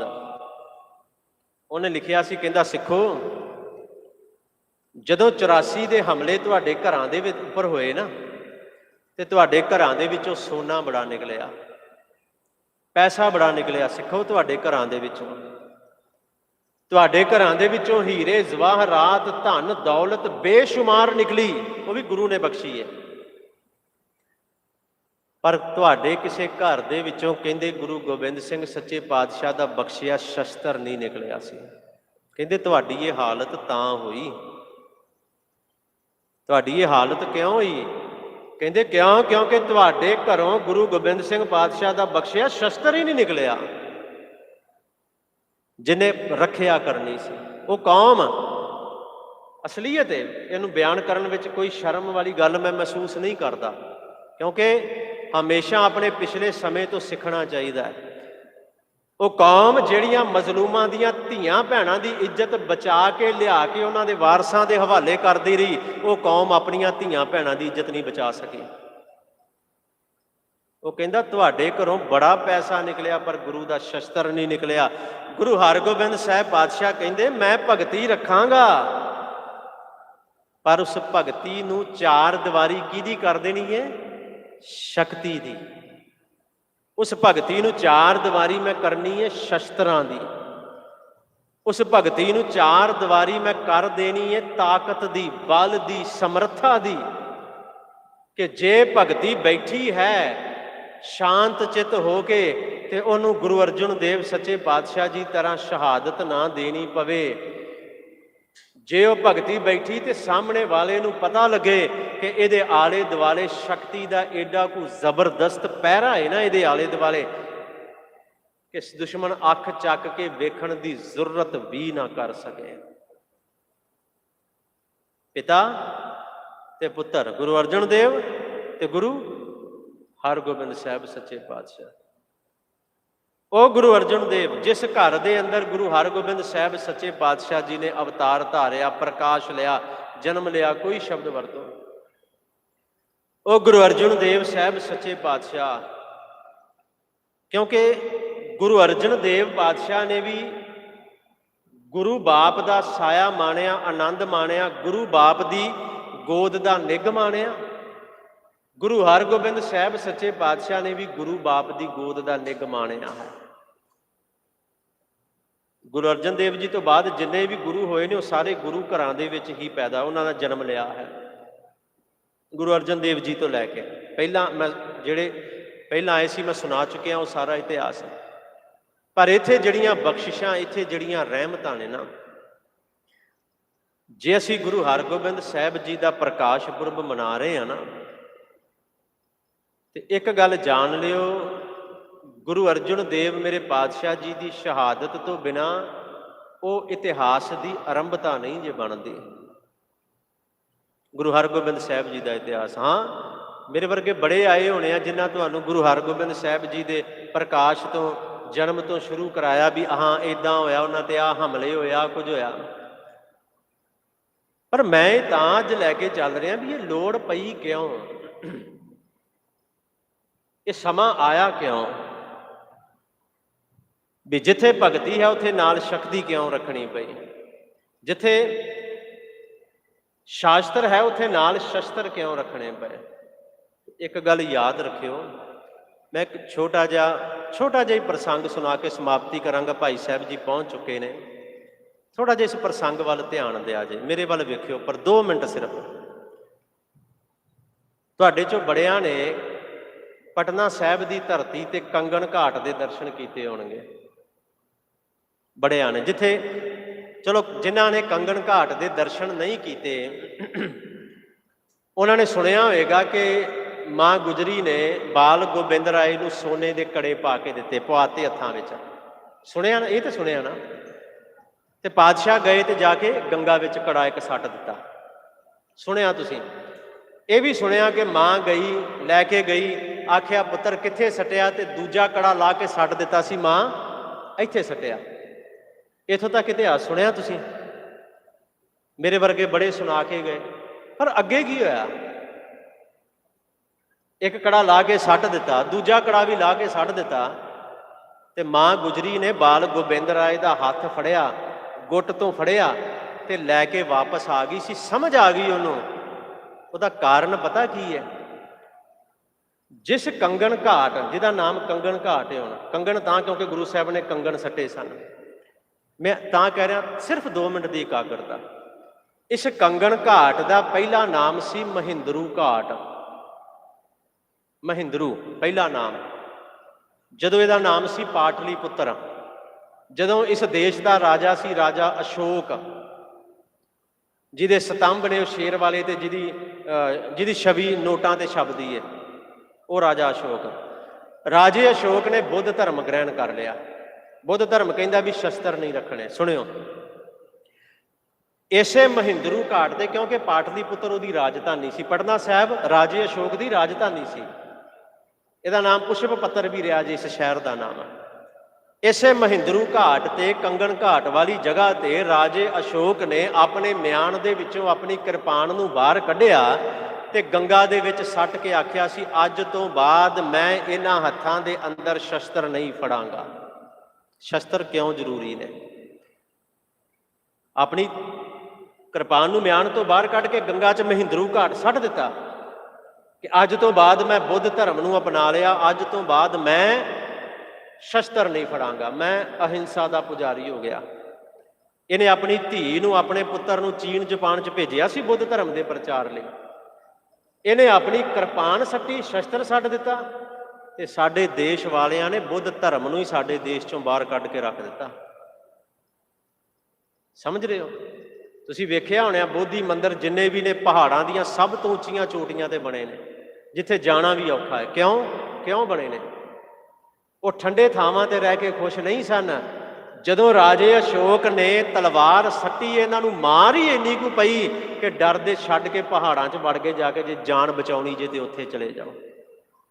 ਤੇ ਗੁਰੂ ਗੋਬਿੰਦ ਸਿੰਘ ਮੇਰੇ ਪਾਤਸ਼ਾਹ ਨੇ ਆਖਿਆ ਸੀ, ਮਾਂ ਇਸ ਘਾਟ ਤੇ ਰਾਜੇ ਅਸ਼ੋਕ ਨੇ ਆਪਣੀ ਤਲਵਾਰ, ਆਪਣਾ ਸ਼ਸਤਰ ਸੱਟਿਆ ਸੀ ਕਿ ਮੈਂ ਅੱਜ ਤੋਂ ਬਾਅਦ ਸ਼ਸਤਰ ਨਹੀਂ ਫੜਾਂਗਾ। ਮਾਂ ਇਸੇ ਘਾਟ ਤੇ ਗੰਗਾ ਦੇ ਅੰਦਰ ਮੈਂ ਅੱਜ ਆਪਣੇ ਕੜੇ ਸੱਟ ਕੇ ਜਾ ਰਿਹਾ ਕਿ ਇਹਨਾਂ ਹੱਥਾਂ ਦੇ ਅੰਦਰ ਸੋਨੇ ਦੇ ਕੜੇ ਨਹੀਂ, ਇਹਨਾਂ ਹੱਥਾਂ ਵਿੱਚ ਸ਼ਸਤਰ ਹੀ ਸ਼ੋਭਾ ਪਾਉਣਗੇ।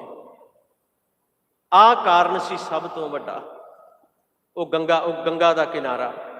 ਇੱਧਰ ਗੁਰੂ ਹਰਗੋਬਿੰਦ, ਗੁਰੂ ਅਰਜਨ ਦੇਵ ਜੀ ਭਗਤੀ, ਗੁਰੂ ਹਰਗੋਬਿੰਦ ਸਾਹਿਬ ਸ਼ਕਤੀ। ਇਹ ਮੈਂ ਤਾਂ ਪਿਛਲਾ ਇਤਿਹਾਸ ਨਾਲ ਲੈ ਕੇ ਚੱਲਿਆ ਕਿ ਸਾਨੂੰ ਸਮਝ ਆਵੇ ਵੀ ਇਹ ਕਾਰਨ ਕਿਉਂ ਬਣੇ। ਜੇ ਧਰਮ ਦੇ ਨਾਲ, ਜੇ ਇਹ ਪੰਕਤੀਆਂ ਪੜ੍ਹਦੇ ਨਾ, ਰਾਜ ਬਿਨਾ ਨਾ ਧਰਮ ਚਲੈ ਹੈ, ਧਰਮ ਬਿਨਾ ਸਭ ਡਲੇ ਮਲੇ ਹੈ। ਰਾਜ ਦੇ ਨਾਲ ਧਰਮ ਦਾ ਮੇਲ ਗੁਰੂ ਹਰਗੋਬਿੰਦ ਸਾਹਿਬ ਨੇ ਕੀਤਾ। ਕਿਉਂ ਕੀਤਾ? ਗੁਰੂ ਅਰਜਨ ਸਾਹਿਬ ਨੂੰ ਪੜ੍ਹਾਂਗੇ ਤਾਂ ਹੀ ਪਤਾ ਲੱਗੂ, ਉਹਨਾਂ ਦੀ ਜੀਵਨੀ ਪੜ੍ਹਾਂਗੇ। ਮੀਰੀ ਪੀਰੀ ਕਿਉਂ ਆਈ? ਗੁਰੂ ਅਰਜਨ ਸਾਹਿਬ ਜੀ ਜੀਵਨੀ ਪੜ੍ਹਨੀ ਪੈਣੀ, ਸ਼ਹਾਦਤ ਸਾਨੂੰ ਵੇਖਣੀ ਪੈਣੀ,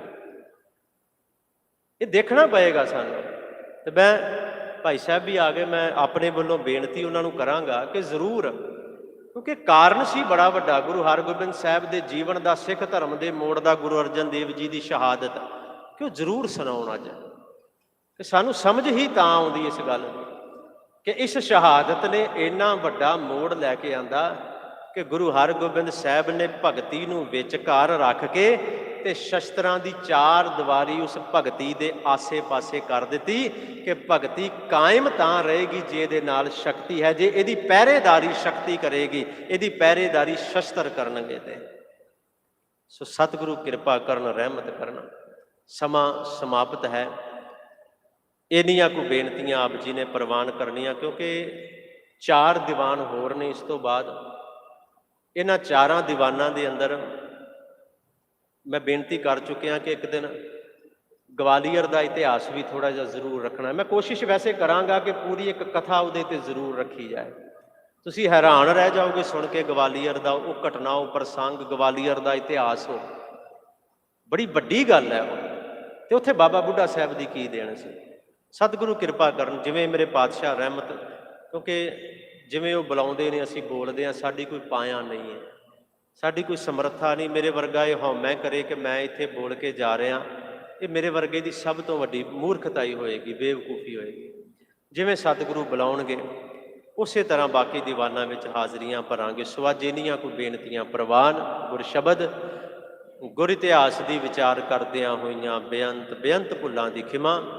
ਸਤਿਗੁਰੂ ਸੱਚੇ ਪਾਤਸ਼ਾਹ ਤੇ ਆਪ ਸਰਬੱਤ ਸੰਗਤ ਬਖਸ਼ਣਹਾਰ ਹੋ।